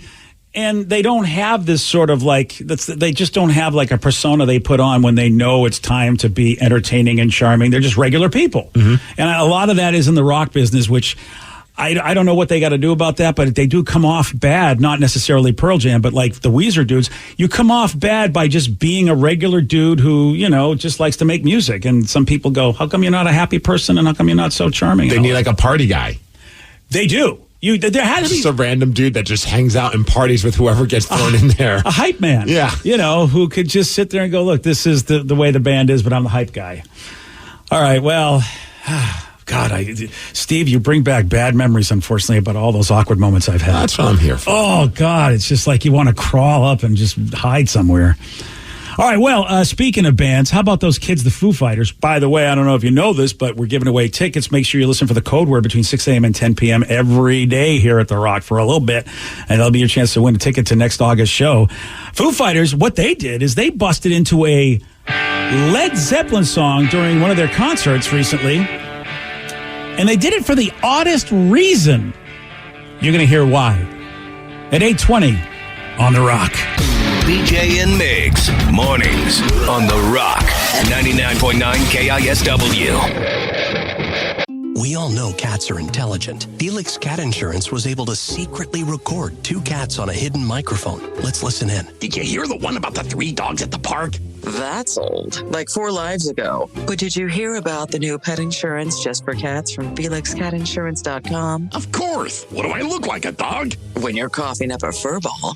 Yes. Listen, Felix Cat Insurance plans start at under $1 per day and are as unique as you and me. They call it whisker to tail protection. Even fur balls? Even that. Remember the last time you had a fur ball? I made a TikTok. It went viral. Oh, well, that's good. Wait, you're on social media? There you have it. Felix Cat Insurance. Customizable coverage exclusively for felines. Sorry, no dogs allowed. FelixCatInsurance.com. Get it? Meow. Insurance is underwritten by Independence American Insurance Company and produced by Independence Pet Group. Pre-existing conditions are not covered. For all terms and limitations, visit FelixCatInsurance.com/terms. From the very beginning, your kids mean everything to you. That means you do anything for them, especially if they're at risk. So when it comes to type 1 diabetes, screen it like you mean it. Because even if just one person in the family has it, your child is up to 15 times more likely to get it too. Screen it like you mean it. Because type 1 diabetes can develop at any age. And once you get results, you can get prepared for your child's future. So screen it like you mean it. Type 1 starts long before there are symptoms. But one blood test could help you spot it early, before they need insulin, and could lower the risk of serious complications like diabetic ketoacidosis or DKA. Talk to your doctor about how to screen for type 1 diabetes, because the more you know, the more you can do. So don't wait. Tap now or visit screenfortype1.com to learn more. Again, that's screenfortype1.com. Screen it like you mean it. This holiday season, make your journey memorable with Travel Centers of America. Visit our one-stop shop for all your holiday travel needs. Fuel up, get snacks, and dine at one of our full-service restaurants. Hit the road with peace of mind knowing we've got you covered. Travel Centers of America. Transit is better with an Orca card. Here's why. 1, it's easy. Just tap and pay your way onto Metro and all other public transit around the Sound. 2, your tap shows us when and where you're riding the most, so Metro can serve you better. And 3, Orca cards are for everyone. 18 and younger now ride free with a free youth Orca card. So what are you waiting for? Get an Orca card, tap for transit, and make your ride count today. Visit kingcounty.gov/tap for transit. 99.9 KISW, the Rock of Seattle. During a Foo Fighters show over the weekend. Oh, and speaking of Foo Fighters, don't forget we're giving away Foo Fighters tickets. They're coming to T-Mobile, right? Yes, T-Mobile Park, baby. It'll be an August show. You have plenty of time to plan, and we are giving away tickets all week long. All you have to do is just listen for the code word between 6 a.m. and 10 p.m.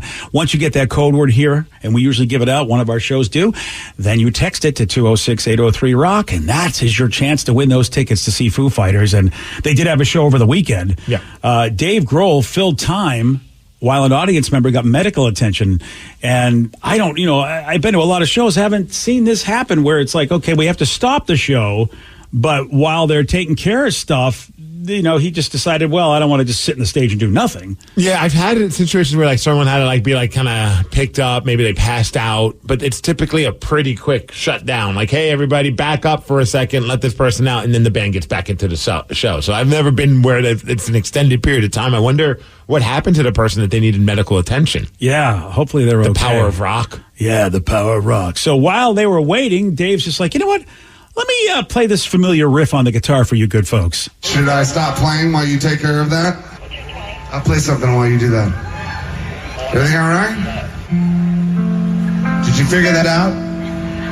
Or do I have to play Stairway to Heaven? Do we need to play Stairway to Heaven right now? All right, we got to make sure they're okay over there, all right? No. I hope the person wasn't in any kind of critical condition, because Stairway to Heaven's kind of... Yeah, that's the wrong song. Did he mean that? I don't know if he meant that. I didn't even think... It didn't occur to me, but you're right. Right? I mean, I don't think the person's dying, so I don't think they're on a Stairway to Heaven, but that is a very strange song to follow up with. Are they all right over there? Or should I play Stairway to Heaven? I think maybe he was kind of... I think he was being a troll. Yeah. Dave Troll. So? Yeah, I do. Troll. I didn't put two and two together, but yeah, it's a medical situation. Are they all right? Or do I, can we hear that again? Because I think he said, are they all right? Yeah, he did. Or do I have to play Stairway to Heaven? He did. Should I stop playing while you take care of that? I'll play something while you do that. Everything all right? Did you figure that out? Or do I have to play Stairway to Heaven? Oh my God, yeah, that is a troll, dude. That is play Stairway to Heaven right now? He must have known they were okay. You don't. You got to make sure they're okay. Yeah, I think was an intentional. They must have not been fully out. If they were passed out, just out, do you think he would play that? Thinking they might have died, so I'm going to play Stairway to Heaven? I mean, how do you know that on the stage, though? At that point, you just see somebody getting carried out. Dude, you're blinded by the lights. It's hard for you to see anything. Why don't you do that song? Yeah, you're right. Caught up like a douche on stage when I'm dying. I love that. Or was he just starting to noodle around and he realized he was starting to do Stairway to Heaven? He's like, okay, well, do you want us to play this song? Not even realize. Because sometimes we've played songs after talking about something that might have been sensitive content. And then we play a song and it's just ooh, bad timing, not intentional. Yeah, I guess I'll give him the benefit of the doubt, but I don't know. I mean, look, that happened to me, and look, some people thought it was intentional. My buddy was at a shotgun wedding. He had to get married to this girl because she was pregnant, and it was that's how it. And the first song I played, it was a popular song at the time. I was the DJ, but I didn't think anything of it. And he came over to me, he goes, "Why are you playing Tainted Love as our first song?" And I'm like, I wouldn't have put two and two together either. Yeah, so maybe because the song is a jam. But I mean, I don't know. Dave Grohl's a pretty smart guy. I'm kind of with Danny on this. I think he intentionally did. Yeah, I really do. I'm with Danny on this. But he's not a mean-spirited guy. I don't think that's mean-spirited. Yeah, I think he was doing a quick joke. I think he was just saying hey, somebody's getting carried out. We can't. Because I think honestly, if somebody would have died, I think they would have told him hey, stop the show. However, it's more. I think you're probably right.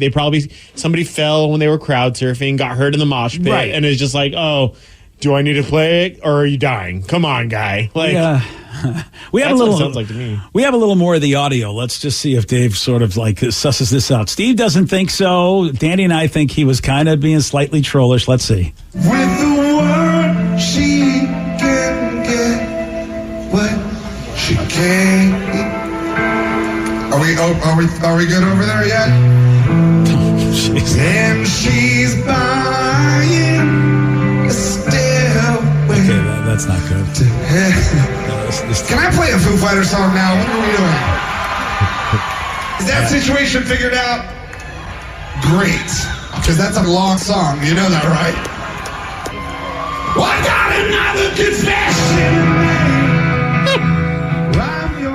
What an awkward thing for him. He's probably like, is everything good? Can I play a song in good conscience, knowing that this person's okay? Yeah. Should I play "Don't Fear the Reaper"? What do you think? What should I play that would be really trolly right now? So he could have played "Highway to Hell." Yeah, could have done that. Yeah. Yeah. Oh man. I kind of wish they would have just kept doing "Stairway to Heaven." That's fantastic. Just to see if the band could do it. Yeah. I mean, so far I was liking where it was going. All right. Well, Dave Grohl playing a little Led Zeppelin because someone might have died. I don't think that was the intention. Danny and I are we're usually not on the same page, but we are on this one. Yeah. We think he was trolling slightly. I think Danny's right. He probably didn't think there was a life-threatening thing. Probably thought they were going to come through it and thought that would be, hey, should I play Stairway to Heaven? I mean, are they done or what's going on? Ha ha. Oh, crap. Hopefully they're not dead. Okay. But that's one way to go out, though. Dave Grohl serenading you, yeah, and opening the doors to heaven for you, thanks to the song of Led Zeppelin. Hey, look, if I'm obviously at that show, I'm close enough that Dave can see me having issues. So yeah, let's go out that way. I'd be mad at my friends if they didn't film it, at least showing me being carted off. And then showing Dave Grohl writing, basically serenading me with a Led Zeppelin song. Oh, yeah, because you probably have no recollection of it. You want that. Yeah, you want come on, friends, do the job. I mean, if I die, I want that played at my funeral. That version. Yeah. I want Dave Grohl at my funeral. Exactly. He owes it to me. He does. Dude, that would be weird. Maybe he would show up, too. He might be the kind of guy to show up at the funeral because of the fact how it all went down. Okay. He might. He loves to barbecue, so maybe he'd cook a meal for everybody that's we're there. Talking. See that? Because there's always food after a funeral. That'd be a nice thing. Wow. That would be weird if you died at a concert, though. Do you ever put any thought into what songs you want used at your funeral?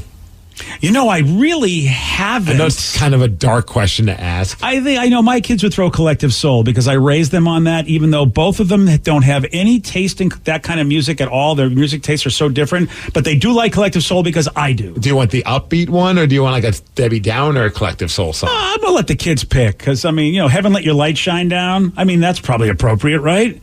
Come on, let it shine. Yeah. Yeah, definitely the yeah part. Gotta have that in there. BJ's dead. Yeah.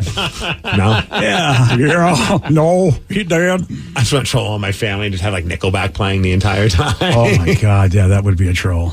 I haven't actually put any thought into it, but I know my mom has given me a full list of how she wants. Oh, really? Oh, yeah. She has a full playlist? Yeah. Oh, yeah.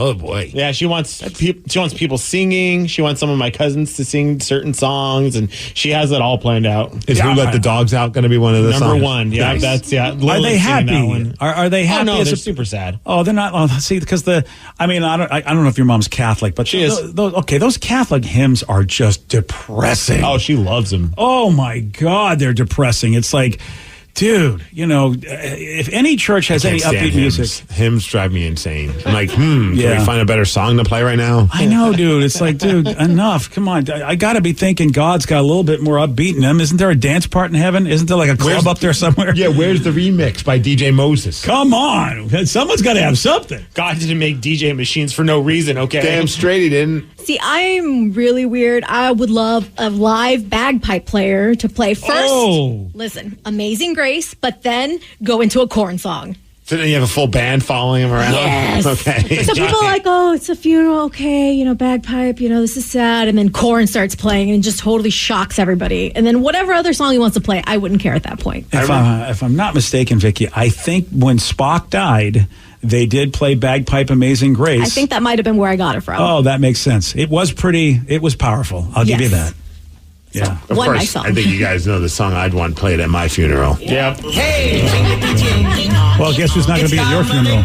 Oh, I mean, look, at this point, I hope they take me first, so I don't have to sit through this. Because you have to speak at somebody's funeral, and we've worked together for so long, so it's like, okay, BJ, would you like to give it to Steve? And I'd be like, yeah, that a-hole is trolling me from the grave. I'm like, you know what? I'm going to kick your casket over if it's open casket. I'll just go up there and kick it over. You're like, you didn't even die around the holidays. Why are you playing this? Hate this! It's April. You don't know what a troll your son is, your uncle is, your cousin is. He's such a troll. Because I think about like when my uncle passed, his wife, my aunt, put together like a playlist of songs. And man, still to this day, though, I hear those songs, it just crushes me. You know what I mean? And granted, I'm never listening to, was it R. Kelly, I Believe I Can Fly? Was that? Yes. Okay. Yeah, you can. Mind you, this is 15 years ago. Yeah. The stories weren't really out there as much. Not as good as his song "Pull Up Your Fly." Okay.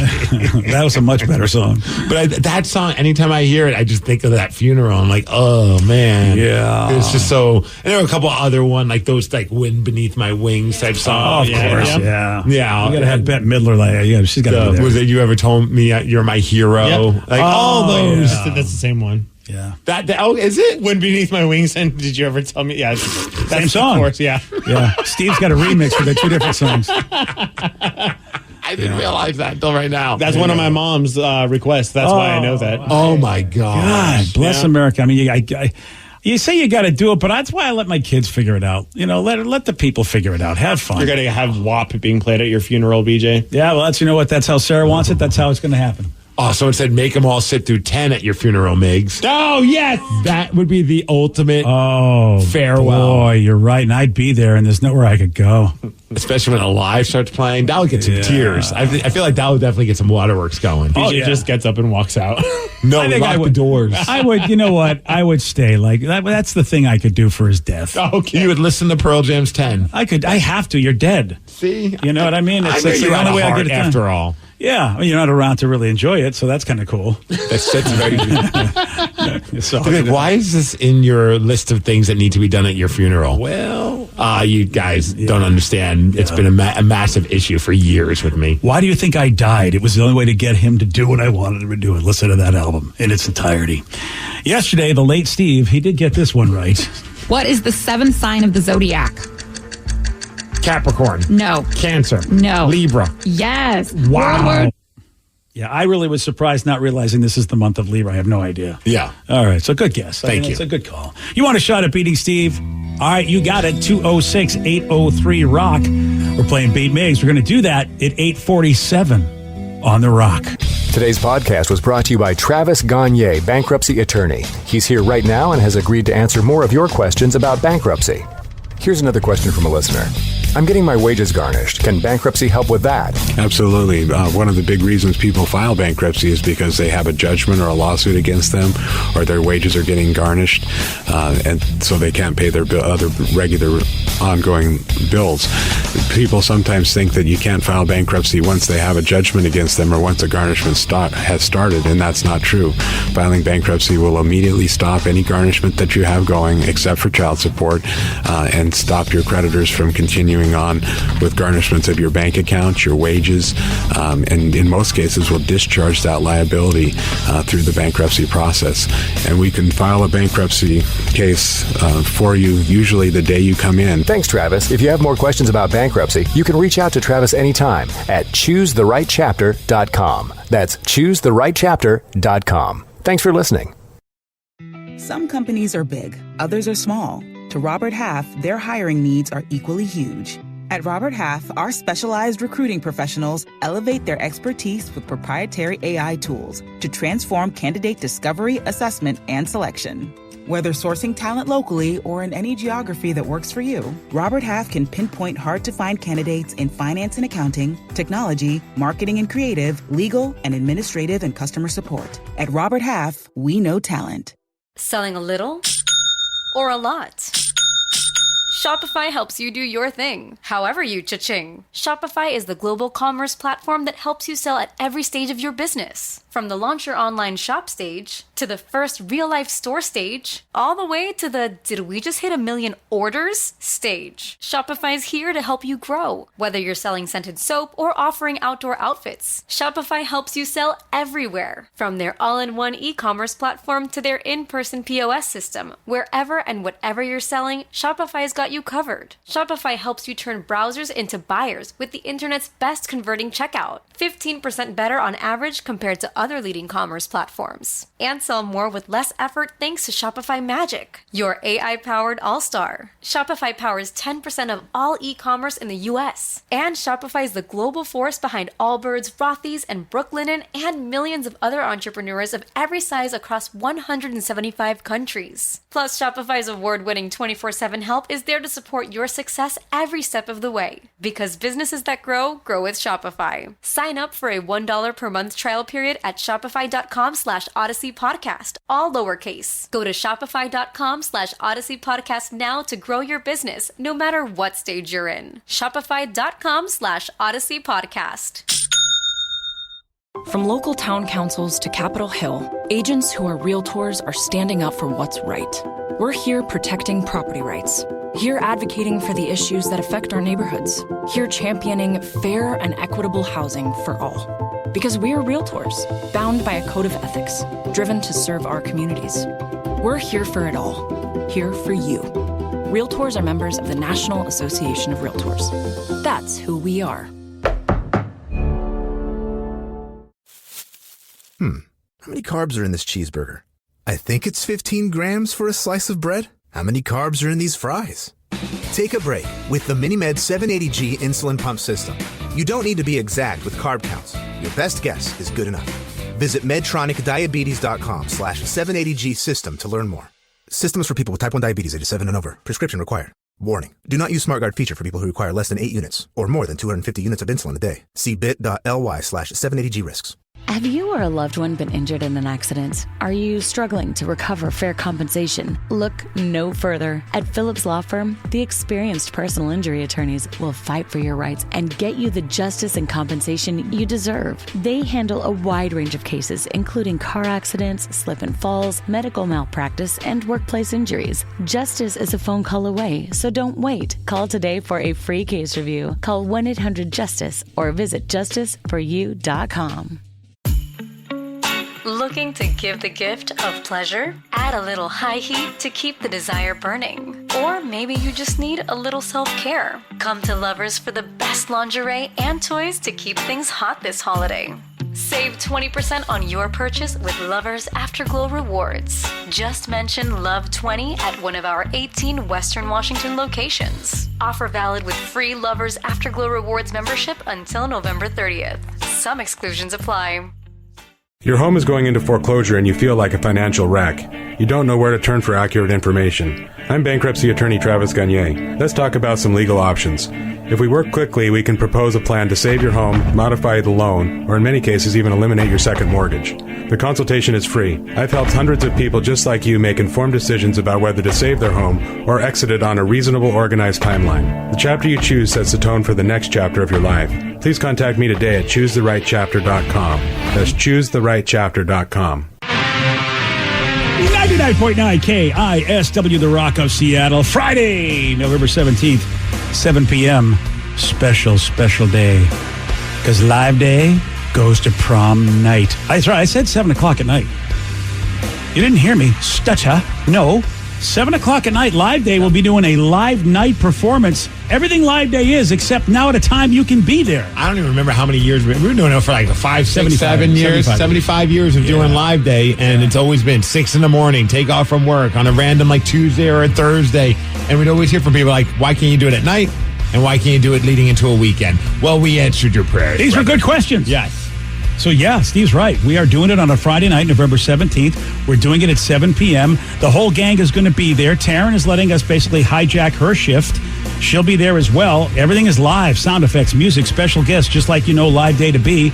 And this year, it's prom night. See, that's why Live Day is going to prom night. So get dressed up with us, man. Oh, yeah. You want tickets? You know where to go. snocasino.com. Let's play Beat Migs. It's time to play the game. So everybody scream his name. Beat Migs, don't be a loser. Whoa. Beat Migs, you're a loser. Who's ready to be Migs? I know Levi from Port Orchard is. Levi, are you there? Oh, I'm here. Are you here? Say it again. Yeah. Yeah, I'm here. Okay, cool. that's I thought better. our phone was because you're on that special line. That's weird, but all right. Special That's special line. All right, Steve, get out of here. Goodbye. For those playing at home, Levi has 60 seconds to answer 10 questions. You can pass all you want, but you only get 3 guesses per question. Are you ready? Yep. What is the staple food for more than half the world's population? What kind of food? What is the staple food for more than the world's half population? That's it. Oh, I don't know. Meat? No. I don't know. Vegetables? No. Pass. Vince Lombardi was best known for being the head coach for what team? Lombardi. Who? Oh, Cowboys or something? Pass. No. Okay. What girl group had the early 2000s hit song Bootylicious? Oh, I should know this one. Delicious. But I don't. Pass. What car manufacturer makes the accent? The accent? Yes. I don't know. The Honda? No. Hyundai? Yes. Nice. Beginning with Hyundai. V, what do you call a female fox? Oh, crap. Pass. Who played the title character in the 90s sitcom The Nanny? Yeah, you're gonna Rest in peace. What's his name? pass, maybe? Bill Murray? No. Levi, you got 1 correct. Levi, did you call in to play Beat Migs or for some other reason? No, I just suck every time I play. I'll get it one time. All right, well, that's fair enough. At least you keep trying. Yeah. And I guess you're number 1. You know what they say about the definition of insanity, right? I mean, you know. Yeah. Steve, I feel like you're going to do pretty well. Yeah, I'm not going to. No, man, you guys jinx me whenever you say that. Well, if you I feel like you infiltrate the Okay. stupidity into my brain. Okay, well, if you have the kind of performance that Levi... Oh, he just left. Yeah, Levi he is did. like he knows it's over. He just Irish exited? He sure did. I gotta go to the bathroom, guys. Yeah, Deuces. Yeah, you're not going to be purge. surprised why. Steve, are you ready? Yes. What is the staple food for more than half the world's population? The stable food? Staple. Staple food for half of the world's... Rice? Yes. Good job. Vince Lombardi was best known for being the head coach for what team? The Green Bay Packers. Yes. Yeah. What girl group had the early 2000s hit song Bootylicious? Destiny's Child? Yes. Mm-hmm. What car manufacturer makes the accent? Wasn't Beyonce here recently? I hate you. Hey, what's that? I'm sorry. I wouldn't know. What car manufacturer makes the accent? Honda? No. Hyundai? Yes. Yes. Beginning with V, what do you call a female fox? Bitch? No, V. Oh, Vixen. Yes. Nice. Who played the title character in the 90s sitcom The Nanny? Fran Drescher. Yes. The Larry O'Brien Trophy is won in what sport? Aye. Basketball? Yes. What other planet is very similar to Uranus? That would be Jupiter? No. Mars? No. Venus. No. What is Captain America's primary weapon? A shield. Yes. His mighty shield. What animal lays the largest eggs? Ostrich. Yes. And with that, almost a 10, but a 9, which is a huge win, 9-1 still. Ooh. 1. Yeah, it doesn't matter, but Sarah, you got to stop telling him the question again unless he asks. Oh, wait, because he said biatch, and you go, no, it's the letter V. I mean, you know, you gotta okay. that's giving him help. Well, I mean, he won within the first 2 I agree. questions. That's why I said I'm complaining about it now, so it doesn't happen in the future when I could have a song. Right now, it doesn't matter. You do the game how you want to do the game. I think you're doing it great. So he's being way too micromanaging on you with this. Yeah. I think you do you. well, I will say I do the same with the caller. So should I not with the caller as well? Yeah, I mean, I got to be fair and go, no, I mean. But what if that's just part of the spirit of the game and then she's being fair by doing it with both? Because the callers are bad let them be bad. Especially Levi, there was no chance in hell. Yeah, that was, I mean, he got the Hyundai question correct, and that's it. So. Don't know why Levi, he's called in before, right? Oh, yeah, he said he sucks all the time. Yeah, that's what I thought. I don't remember him being this bad, though. Yeah, right. This, I think, was a new low for him. I don't remember him playing the game ever. So I remember the name Levi. I know the name. Yeah, Yeah, it's a cool name. Yeah, it is. I mean, I was locked on Levi, but Oh, yeah, you Okay. were. Yeah. The only one you got wrong, what other planet is very similar to Uranus? Oh, Danny knows this. Oh, I guess he doesn't. Vicky knows this. Neptune? Yeah. Neptune. They're like twin planets, man. Also, you were high on Levi, BJ. You were not locked on Levi. Okay? You're right, I We're was locked high. on Yeah, Lock. I'm that's just going right. to put that out. I forgot about that. I mean, very, very Remember angry. Levi? I don't even know his last name anymore. The guy who I thought was going to be the Russell Wilson replacement. Levi Jeans, I believe. Levi Jeans. Yeah, Levi great guy. Lewis. I can't remember. How about I can't remember Levi Lewis? I think Was you're it right. Levi Lewis? How about I can't. I love the guy and totally forgot him, and I don't even know. I think we said he was somewhere in the CFL as a backup now. I don't think so. I think he works at McDonald's. Yeah, it's possible. Listen, Levi Lewis. Yeah, I don't know where he is I don't know where he went, man. I thought he was the second coming of Russell, and he was not. The Saskatchewan Roughriders. Yeah, he's up in CFL. There Love you go. that name. Oh, yeah. The Rough Riders. The Rough Riders. Yeah, Bound up. Ride him rough, bitch. I don't know if he's still at the team. Oh, no, he was released by them back in May of this year. Wow, if you can't make it in the CFL, what was I thinking? Well, maybe he'll end up on the Seattle Sea Dragons. Oh, and now that would be exciting. Now, that's the comeback story we all hoped for with Levi Lewis. Is it? Yeah, because DiNucci got signed by somebody. Didn't he go to the Cowboys? Broncos. No, Broncos. Oh, Broncos. Oh, that's right, because we talked about how the jerseys were. Yeah, so DiNucci is what? Russell's backup? I believe so. Oh, man, I was Gucci I for don't know DiNucci. At least third string. I don't know if he was like the immediate Was it Nick backup. DiNucci? Ben. I think it was Ben DiNucci. Nick Yeah. DiNucci. Hey, I'm Nick DiNucci. Hey, how you doing? Oh, I'm going to miss Ben DiNucci because he was, I mean, you know, we almost did it with Ben. I thought he was with the Dallas Cowboys, but I think you might be right. Yeah, with the Broncos. Okay. I don't know what he's doing with them right now. Yeah, he may come back. Maybe he's not doing a whole lot, and we'll just come on back. That'd be cool. That'd be great. Or Well, that would he get was Levi. waived back in August, but then re-signed to the practice squad. So he's currently on the practice squad. All right. I mean, that's still making money, and Yeah, I yeah. wonder if they'll let him go play, in the XFL. And if there's an injury, I mean, he's right there. Yeah. All right, Ben. Just goes to show you how tough it is to be like a player in the NFL. He was arguably one of the best quarterbacks in the XFL, and he's on the practice squad for the Broncos, who the Broncos are one of the worst teams in football. I mean, yes. I mean, he's on the practice squad.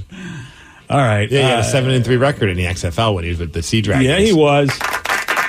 And some of those losses, well, actually, they were his fault. He did fumble it a few times. Now that I think about it. All right, it is time for Listeners on the Loose. You pick the topic. You guide the show. You can call us. You can text us. 206-803-ROCK. What do you want to talk about? We got your calls. We got your texts at 917 on The Rock. BJ and Migs, mornings on The Rock, 99.9 KISW. 99.9 KISW, The Rock of Seattle. It's Listeners on the Loose. Brought to you by Kia of Puyallup. Listeners on the Loose, 206-803-ROCK. The number to call, the number to text, 206-803-ROCK. Whatever it is you want to talk about, man, just remember Steve has a rule. It's a simple rule, and that's to show some energy and bring it. Otherwise, we're going to have to gong ya. And then say goodbye. Goodbye, old friend. 206-803-ROCK, the number to call, the number to text. Oh, that's a fun one. It says, for Listeners on the Loose, I have a topic for you guys. If the FCC all of a sudden said that you can now play unedited songs that include cursing, what is the first song that you would want to play? Also, how long do you think it would be able to take over and switch over to all of your current edited songs, or would you leave them just as is? That would take forever. There's so many edited songs. Yeah, boy, I mean... Look, there's some old school songs that I remember that we would want to play, but they're way old school, but I always loved. Like, for instance, Jet Airliner, because funky kicks going down in the city was not how that was really how it was going down. You know, and it's like, big old Jet Airliner. I don't even know. Oh, it's Steve Miller. Are Steve you Miller having a Band. stroke right now? I don't understand what's going on. Yeah, so it's an old school song, the Steve Miller Band, and they were one of the first songs to get edited that I remembered. Does it growing curse? up. He does. He says, I don't want any more of those funky kicks going down in the city, but on the album, it's funky S going down in the city that he speaks about. I thought it was a different word other than funky. That's funny. Me too. Yeah, and Warren Zevon, which you guys may not know, but Lawyers, Guns, and Are you Money. going to pick a song that happened maybe in the 90s or later? Well, this was my time. The first time they edited stuff, way before you kids think, only the curse words were in our music. Lawyers, Guns, and Money, the S has hit the fan. I always thought, it was so cool hearing that on the album, but they never played that version on the radio. So those are two songs that I would put up there because when I was a kid, I felt like a rebel playing them in my room when my father was like, is that swearing in there? I think I got 3 of them, 3 songs. And one of them, I think Danny might also be picking. Okay. Okay, so the first one would have to be 9 Inch Nails Closer. It would just be nice to hear the blank you like an animal. Sure. You don't have to have them get all creative. Man, see, that's too much. That's going too far. All right, then the next one would be Rage Against the Machine when the song, the blank you, I won't do what you tell me. Yeah. Like, I always get bummed when we have to hear, like, the radio edit version of that because it just takes away from that spirit. But then the one that I think Danny's going to go with is by his favorite band. Yes, it is. Do you think you know what song it is? I absolutely know what song it is. Bad Habit by The Offspring. Bad Habit is the greatest Offspring song, in my opinion. It really is. Which will never get played on the radio because even if you edit it, it's not going to sound good. It's like a whole build about like road rage. Yeah, it's all road rage. And then he hits a breaking point where he calls the person a stupid, dumb S something GD MFer. But like with edited, it would lose the spirit. But the first time I heard that song, I remember I got that CD smashed for Christmas.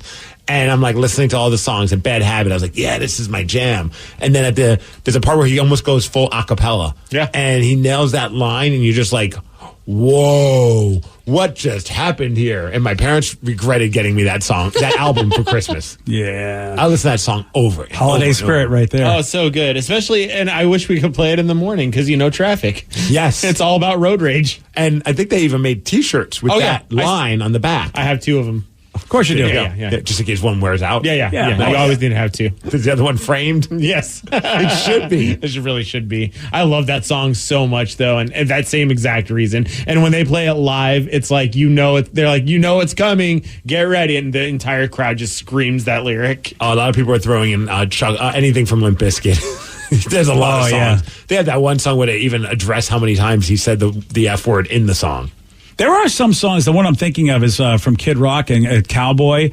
They have a clever way of saying radio edit in that song, which I think I almost like that song that way because of the way they did radio edit version or something like that. I almost don't even know if there is an actual non-radio. I think that's just part of the vibe of the song. That's part of the song. Yeah, that's what I thought. Yeah. But I wasn't sure either because I'm like, I've never heard a swear, but it's like, if there really is a sweared version, I don't want that. Yeah. Someone said anything off of Tool where they curse, that would be great. Oh, yeah, there's like that one with the S word and then a different word that we wouldn't go down that road. Yeah. Do you think the S word will ever be like a good, like we'll be able to say it? Because it's said so much on television now. Yeah, that's what I think. It's just cable, it's everywhere. It's just so common. I wouldn't be surprised if it happens like later in the night. Like where it's like after 6 p.m. the S, because that's how it feels like it is with television. I don't think I ever hear the S word like during daytime television. It's hard to know because I don't watch live TV. Oh, you're not watching the Drew Barrymore show? Or Kelly Clarkson. I feel like you're right, though, Steve. I think that probably late night TV is where it might slide. I can't tell you the last time I watched a network show that I could recall somebody being bad. But any cable show, which is what we always watch, or a streamed show, everyone is just throwing everything in there. John said for It's Man in the Box. Oh, yeah, buried in my poop. Oh, buried in my, okay. That would be pretty good one. There was also, I remember for a while when I worked at the old radio station, we were playing what was being told to us was a radio edit version of, I think, Heaven Beside You by Alice in Chains. And the part where it says, like, that's effed up. Yeah. And I'm pretty sure that the word was either it was marginally edited, but every time I heard it, I would cringe. I'm like, he's saying the F word. We used to edit very differently before Justin Bieber and Janet Jackson. Things were a little loosey-goosey. Man, I'm with you, Steve. There were some edits, I'm like, that is not even beeped. It's like, hey, fire truck, beep. It's like, okay, he said the whole thing. And then you beat them. But then after Janet Jackson, they were like, yeah, we're going to tighten that up a little bit. The nip that changed the world. Surely did. Vicky, do you have one? All the ones I'm thinking of aren't really like rock, but the one I thought of, my first thought was WAP. No, okay, yes, that one is a good one. But there was a song, it was like Peaches, like F the Pain Away or whatever. Oh, yeah. I saw it recently on a TV show and I forgot how much I love that song. It is so dumb and it's amazing. I would love to hear that just randomly throughout the day. Nobody giving you weird looks. It's funny that we have words that we don't say because we feel they're massively hurtful. And everybody agrees. And yet, we all don't agree that swears are that bad of a thing. I mean, I know we still think we teach children that way, but no adult who's like a Gen Xer or younger cares. No. They really don't care about swears, and yet they do care about certain words like the R word and obviously the N word. We all agree, we don't want those words said, but why can't we agree that swears are okay? Especially when they've done all the scientific research to say that it actually helps you deal with pain, might even help you heal a little better if you can throw some 4-letter words out there when you bang your hand on something. And yet, what's keeping us back? And unfortunately, we're regulated by the government, so we actually are a federally licensed business where the government could get in and basically say, guess what, you can't do your show anymore. We're on the same level as the CIA, man. We really are. Yeah, we are. The FBI agent. We're like the same, like we're related to them. Somebody said Insane Clown Posse's Blank the World. Oh, yeah. That's a good one. Yeah. I do like that song. Yeah, man, it would be weird though, wouldn't it? Because I have been on podcasts, and of course you can say what you want on podcasts. I still don't. Oh, I do. I just feel like I go all willy-nilly with the F word. Yeah. I mean, you know me, I do at conferences. It's so weird. You put me at a convention and I'll swear my off. But I don't know, when there's a microphone and headphones on me, I just can't. I feel weird. Yeah. Which is why they probably should put headphones on me at conventions. I think if it was a microphone and headphones, I'd be better. Our buddy Aaron, a drifting nerd on Twitter, he just tweeted at us, have you seen the new Ozzy Osbourne Funko Pops? They're based off of the album Bark at the Moon. Dude, I feel like... These look awesome. I feel like we could just throw random stuff out there and there's probably a Funko Pop of it. Yes. They're just into everything. Man, are they into everything. That looks amazing, actually. It's really cool. It's the Ozzy from the album cover where he looks like he's a werewolf. Oh, man.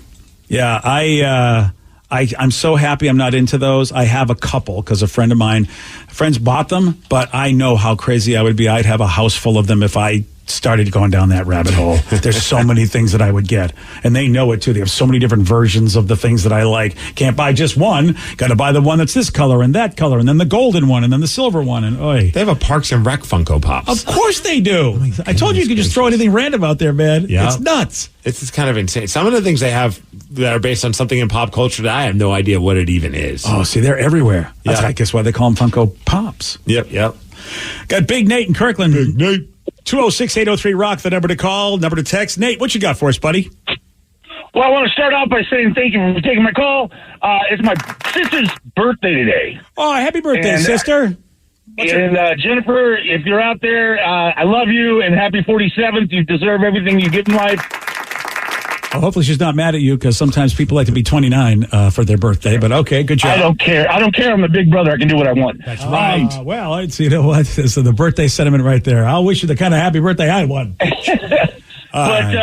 for all the listeners out there, though, if you have not seen Ahsoka, you got to get it done, because I'm telling you right now, I'm ready to spoil everything, but I'm not gonna, because it is epically effing awesome. Yeah, Ahsoka is the latest Star Wars series based on a character who, if you watch the Star Wars franchise, and Big Nate, thank you for the call, and I haven't seen it yet. I'm going to watch it today. But I'll basically just nutshell it for you. In the animated series, it turns out that you guys know Anakin Skywalker, the kid that ended up becoming Darth Vader. Okay, now I do. Oh, sorry. Sorry. I spoiled episode 5 for you. My bad. Well, what we didn't know, if you didn't watch the animated cartoons, is that, and this is a whole storyline that was just developed by the good folks at Disney, Anakin took on a Padawan, just like Obi-Wan was his Padawan, and basically he was the apprentice, and then he has somebody that was guiding him. Well, it's apparently Anakin had one himself, and her name was Ahsoka, and that's what this series is about. Is this woman, and it takes place basically around the time of the Mandalorian, same time frame, and it's brought back a lot of characters from the animated show, and it's gotten well received, including Anakin, who's played by Hayden Christensen, was kind of like not as bad as Jar Jar Binks, but boy, he was hated by a lot of Star Wars fans, and it was a little tough for him because people just thought his performance was horrible. But he's come back. And what he's done in this series and a little bit of what he did in the Obi-Wan series, people are really starting to love this guy. And even he's come out and said, it's so great to be loved by these people again. He's like, thank God. I thought, for a while my life kind of sucked because everybody hated everything I did Star Wars. But so are we saying there's a chance for Jar Jar at some point? Dude, he's already come back. On the show? He came back. What was that? Was it Mandalorian? Mandalorian. So the actor Ahmad Best came back, and he played a different character, but it was a nice sort of bring him back into the universe. He got to play a Jedi that was rescuing a lot of little kids that were getting killed, and that was a nice little homage, saying, "Hey, Ahmad, come back. You were treated like crap." Great podcast called The Redemption of Jar Jar Binks, if you just look it up on Apple, about the story of the first person ever, we believe, hated by the entire internet. Like, the internet was relatively young back in 1999, and they believe that basically Ahmad Best was the first one to be canceled, if you will, ever on the internet because of the hatred for his character. Oh, they Great brought him podcast. back. They didn't bring Jar Jar back. No, they brought Ahmed back, but yeah. It was, whatever. Oh, you want Jar Jar back? Yeah, dude, don't get me wrong. That's nice and that's awesome. And he never deserved all the crap that. I mean, the guy was just an actor doing a job. Like, that seems ridiculous that people had so much hatred for a human being based on a role that he played. That's so silly, and people should really reevaluate who they are if they can complain about that. But I would love to see them reboot Jar Jar. Like, what if they did like a series on like Paramount Plus and it was just called Jar Jar on Disney Plus? It'll be on Disney Plus, number one. No, it doesn't even want to be associated with Disney because of the backlash. Again, you have these wonderfully bad ideas. You wouldn't watch it? Well, here's the thing. There was this fan theory that Jar Jar was this evil Sith Lord, and, that would be a cool way for him to come back, because he ended up being a really super bad guy with the Force. That I would love to see. Like Jar Jar with an edge. Yeah. Oh, it would. And people hoped for it, and they thought that might be what was going to happen in the last set of movies, but it didn't. But it was nice. This podcast is really fascinating, Steve. It illustrates what you're talking about. They ruined this poor man's life. They really, really did. And he gets to, like, the interviewer finds the first troll, basically, who started. And again, remember, this is 1999. The internet was nowhere near what it is right now. People built websites because there was no Twitter, there was no Facebook. People built websites with his severed head in order to say how much they hated this character.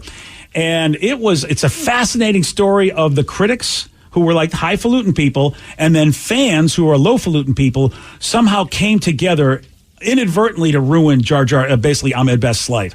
And it's a fascinating listen to. Again, it's called The Redemption of Jar Jar Binks. If you care, it's on Apple Podcasts and stuff. But Steve, you're right. It was brutal, and hearing him talk about it, it gets tearful when you hear like his life. No, I feel bad for the dude. Like, people just lost their minds about that. Like, whatever issue you had with the character, take it up with the people who made the movie. Or Well, unfortunately, he created a lot of what they hated about the character, so he was the guy to take it up with. Oh. Yeah. I mean, that's... I didn't know that. Then he deserved... No, I'm kidding. Of course, he didn't deserve any of that. There were so many things where they thought horrible things about the character, and Ahmed's like, I just created these things. I used to do a bit for my kids, like my nephews and nieces. They loved the voice I used to make for them. I decided to make that the voice of Jar Jar.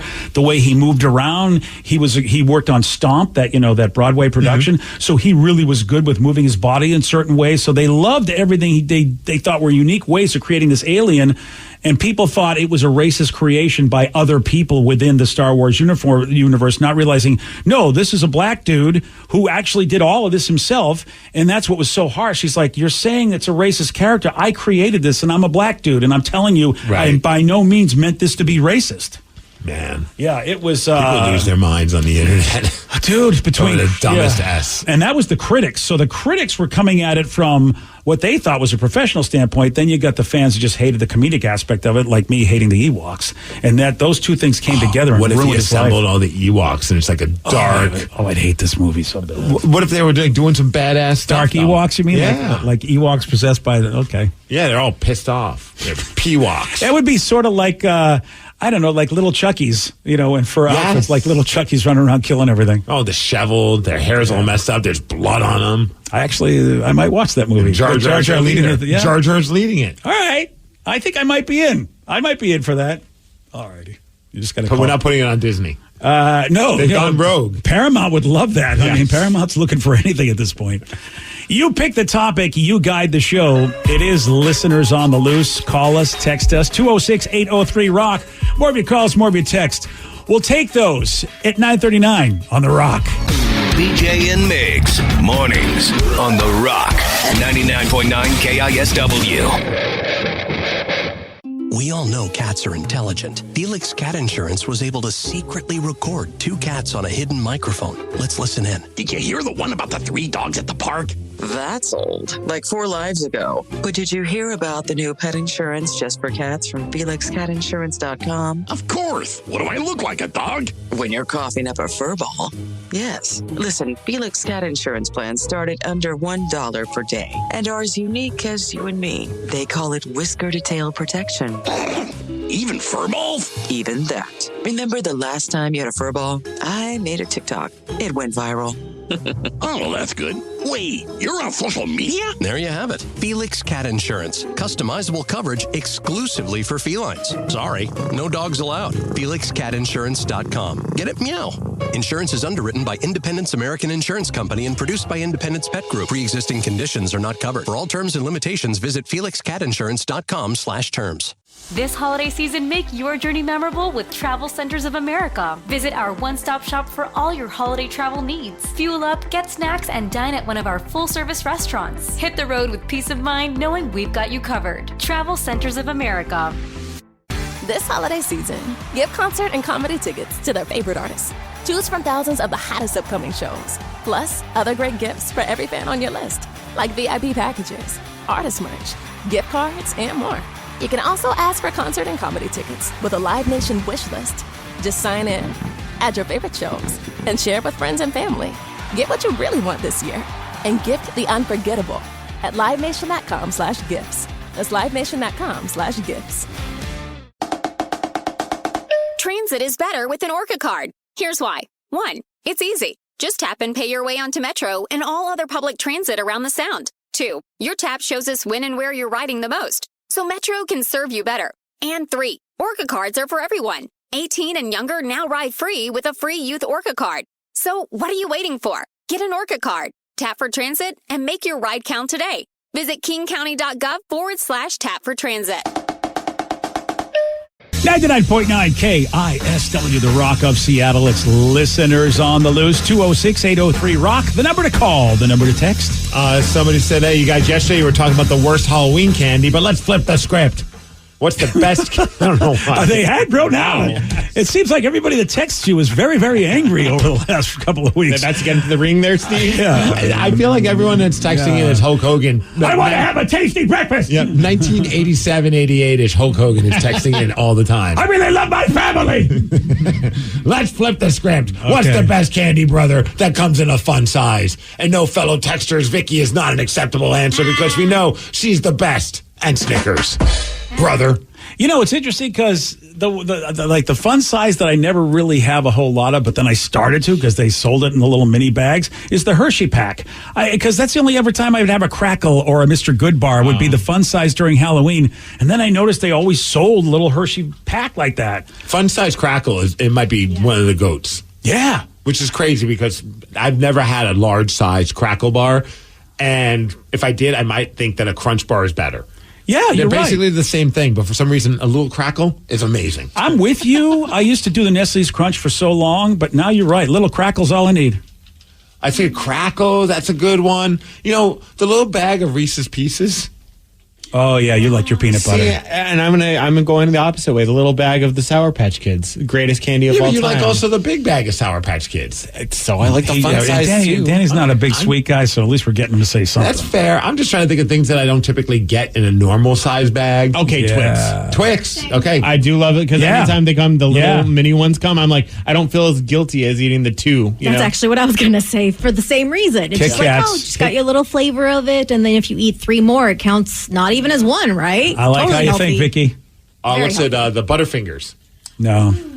I don't mind the little bite-sized ones because you put it in the mouth and it's all just in the mouth and then you don't have to worry about a mess. But what about the Butterfingers? But the actual, bigger Butterfinger, you take a bite. Oh, it's everywhere. It's all over your shirt. It's a disaster. Yeah, I'm with you on that. Yeah. Rolos. You guys ever do Rolos? Gosh. I never have Rolos except for Halloween. Rolos, that's a good pick.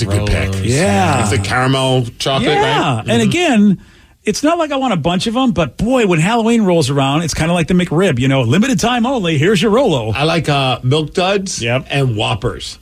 Oh, yeah. Don't want to have a giant package of those, but No. a little box where it's like 3 or 4 of them in there, that's perfect. I forgot about Whoppers. Not my favorite, but I'll have them once in a while. The ones that and it's I- usually Halloween, like something, oh, okay, there's a bag, sure. I had a weird obsession with Whoppers for a while, though. I would get like the bigger box that would look like a milk carton. Sure. And it opened like that. Yeah. And I would just like hang out in college and just like pour a bunch in my hand and just eat them. And I'd finish like an entire thing of it every day. Wow, that's giving you a lot more credit than I was. I was assuming you were just like eating it straight from the container, not even pouring it in your hands Oh, first. man, I'm a classy person. Yeah, I you pour it in are. my hand and then pop it in the mouth. Very classy. Yeah. I have a weird obsession with Whoppers, but it's at Burger King. Whole different kind Those of two. Yeah, and let me tell you, I feel like that's the better way to go. You're not wrong. Yeah. Yeah, I like all these Halloween candy choices. I think that, basically, I don't do a full Snickers bar. I do their Snickers with almond, but I do like a mini Snickers. I also like a mini Milky Way. Like that fun size is enough for me for a lot of those candy bars. Rather than full size. See, I'm the same way with Snickers, except for the mini ones, whatever. I will not eat Snickers unless I get the ice cream version. Oh, that's tasty though, dude. And one of my neighbors used to hand those out for Halloween, and I don't like. She would Ice always cream give Snickers? ice cream Snickers. Yeah. Does she have a freezer right by her door? Yeah, and ice cream Twix. So you got to eat it right then and there. Yeah, she would be like, "Oh, these are ice cream. Make sure you eat them while you're walking." And it was like, I love this person. Yeah, like 50 degrees in Albuquerque, walking around eating ice cream. I have a dumb So question. good though. If they don't get consumed right away and they're in like a warm thing, do they just melt? Oh yeah. Okay, I always thought the ice cream Snickers was just like basically a frozen Snickers bar. Oh no, it's actual ice cream. Okay. I mean, I'm sure you could do the frozen sense. It says Snickers. ice Oh, cream so you on haven't it. had it yet, Steve? I don't think I've ever had a nice Oh, they actual. are I've had good. frozen Snickers bars. Yeah. Whenever you decide to go off, the vegan train, give it Okay. a shot. Unless, I don't know, maybe there's no real dairy products in that thing. It's ice cream. Well, you know how they make fake ice cream, though. You know what I mean? Yeah, but they usually will make it a point to say that it's fake ice cream. Yeah, they might. Some of these companies want you to think whatever's cheaper to make. I don't know if like vegan ice cream or regular ice cream is cheaper to make these days, but they're going to put that in there. Somebody Good said, luck to you. what about the mini payday bars? I don't know if I've ever had a mini payday bar. I love their actual payday bars. What is payday again? That's the peanut and caramel. Oh, it right? has no chocolate. No. Yeah. No, it's just basically like a peanut bar. I could take a mini one of those once in a while. I always got those ones confused with Babe Ruths because Babe Ruths do That have is the chocolate. right? Yes. Yeah, okay. I think you're right, Danny. I think maybe that's what a Babe Ruth is. It's just a payday with chocolate. I've never seen a mini-sized payday bars. I almost it's time. want to order a bag and work that into our Halloween giving out thing. It's a good idea. Yeah. I think the kids will appreciate it. Expose children. Well, damn it. There's all like I guess you don't. I never thought about the whole nut allergy thing until right now. But I would imagine the parents are like, hey, don't give my kids any nuts. They have those teal pumpkins if they have allergies, right? Yeah, because there's so many nut things out there in candy. How do you get away from it? I put a sign up that says I have non-allergen treats. And I usually just get a bunch of dollar store little Halloween goodies, like, the fake vampire teeth, some pencils and stuff. And they lose their mind over that. Like, kids would rather those little baggies of just junk So they than might be candy. lying to you. Wow. Yeah, so I put a sign up and they all, I when I would- run out of candy I and this is would- all I got, they love it. I'd TP your house if that's what you gave me as a pencil. I'd be like, that's it, lady. Paydays were always interesting. They were ruined for me when I was a kid because I got my grandpa used to give them to me, and I thought that I'm not a huge fan of the peanuts, but I just want the caramel. Oh, so no. instead what I did was I ate all the peanuts off of it first and then ate the caramel by itself. Don't ever do that. No, it sounds like a terrible It idea. came out, it was like, and after that I was just like, now I've seen how I've seen this is made. I don't really want it anymore. Oh, man, I used to just crush payday bars all the time. Like when we had our vending machine that worked.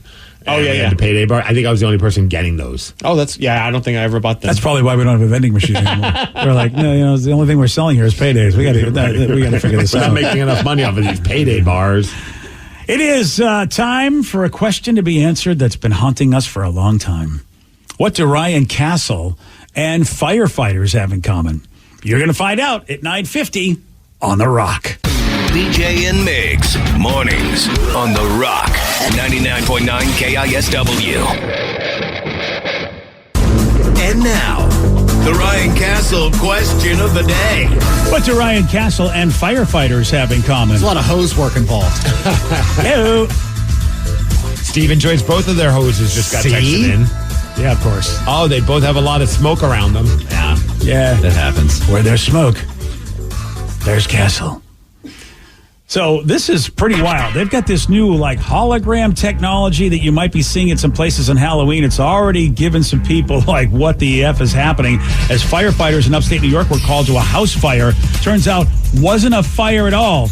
Just a very impressive Halloween stunt with fake flames that lit up in the windows. And I've seen this stuff advertised. You showed it to me, dude. It's kind of, it's creepy how real it looks. It doesn't strike me as very Halloween, though. Like, my house is on fire is not. I agree. It's like, maybe you think that maybe like it's a devil sort of, but there should be a devil or something there instead of just flames and windows. Yeah, it's pretty badass looking. I mean, I'll admit, your house being on fire is kind of scary. Yeah. Yeah, it's not like skeletons and boo, not like real life tragedy. Yeah. Here's a piece of candy. Hopefully that'll fix it. That's a good way to keep the trick-or-treaters away. You know what? I like this idea. Ryan Castle, he's not trying to keep you away. He's got a 12-pack. That's next. BJ and Migs, mornings on The Rock, 99.9 KISW. Today's podcast was brought to you by Travis Gagne, bankruptcy attorney. Here's another question from a listener. If I file for bankruptcy, do I have to appear in court? That makes me nervous. Going to court is never something that's easy to do. However, when you file bankruptcy, you usually only have to attend one hearing at the courthouse. Of course, I'll be there with you. And when you go to court, it's not before the judge. It's actually with the trustee or the trustee's attorney. One of the things that's critical in a bankruptcy is that you give your attorney and the court all of your information. You list all of your assets and all of your creditors. That's what we're trading for your discharge, is your true and honest disclosure of your assets and liabilities. And so the court hearing is just usually about a 5-minute deal where you show up and reaffirm and swear that all the information you've given the court and your attorney is correct. Thanks, Travis. If you have more questions about bankruptcy, you can reach out to Travis anytime at choosetherightchapter.com. That's choosetherightchapter.com. Thanks for listening. From the very beginning, your kids mean everything to you. That means you'd do anything for them, especially if they're at risk. So when it comes to type 1 diabetes, screen it like you mean it. Because even if just one person in the family has it, your child is up to 15 times more likely to get it too. Screen it like you mean it. Because type 1 diabetes can develop at any age. And once you get results, you can get prepared for your child's future. So screen it like you mean it. Type 1 starts long before there are symptoms. But one blood test could help you spot it early, before they need insulin, and could lower the risk of serious complications like diabetic ketoacidosis or DKA. Talk to your doctor about how to screen for type 1 diabetes. Because the more you know, the more you can do. So don't wait. Tap now or visit screenfortype1.com to learn more. Again, that's screenfortype1.com. Screen it like you mean it. Some companies are big, others are small. To Robert Half, their hiring needs are equally huge. At Robert Half, our specialized recruiting professionals elevate their expertise with proprietary AI tools to transform candidate discovery, assessment, and selection. Whether sourcing talent locally or in any geography that works for you, Robert Half can pinpoint hard-to-find candidates in finance and accounting, technology, marketing and creative, legal, and administrative and customer support. At Robert Half, we know talent. Selling a little or a lot?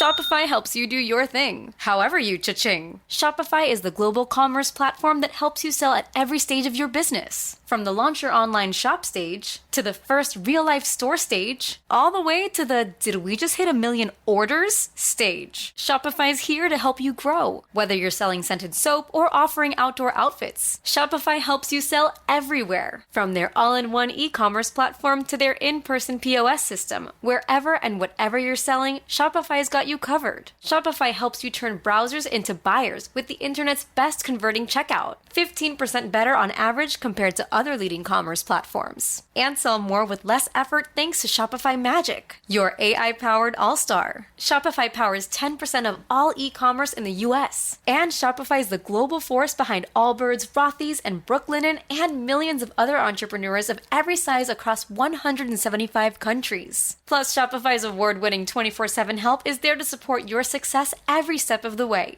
Because businesses that grow, grow with Shopify. Sign up for a $1 per month trial period at shopify.com/Odyssey Podcast, all lowercase. Go to shopify.com/Odyssey Podcast now to grow your business, no matter what stage you're in. Shopify.com/Odyssey Podcast. O'Reilly. When you need auto parts, O'ReillyAuto.com is just a click away. We offer convenient options for you to get your parts, tools, accessories, and supplies quickly. Order online and pick up for free at your local O'Reilly Auto Parts store, or you can have your parts delivered right to your door with free shipping on most orders over $35. Visit O'ReillyAuto.com. O'Reilly Auto Parts.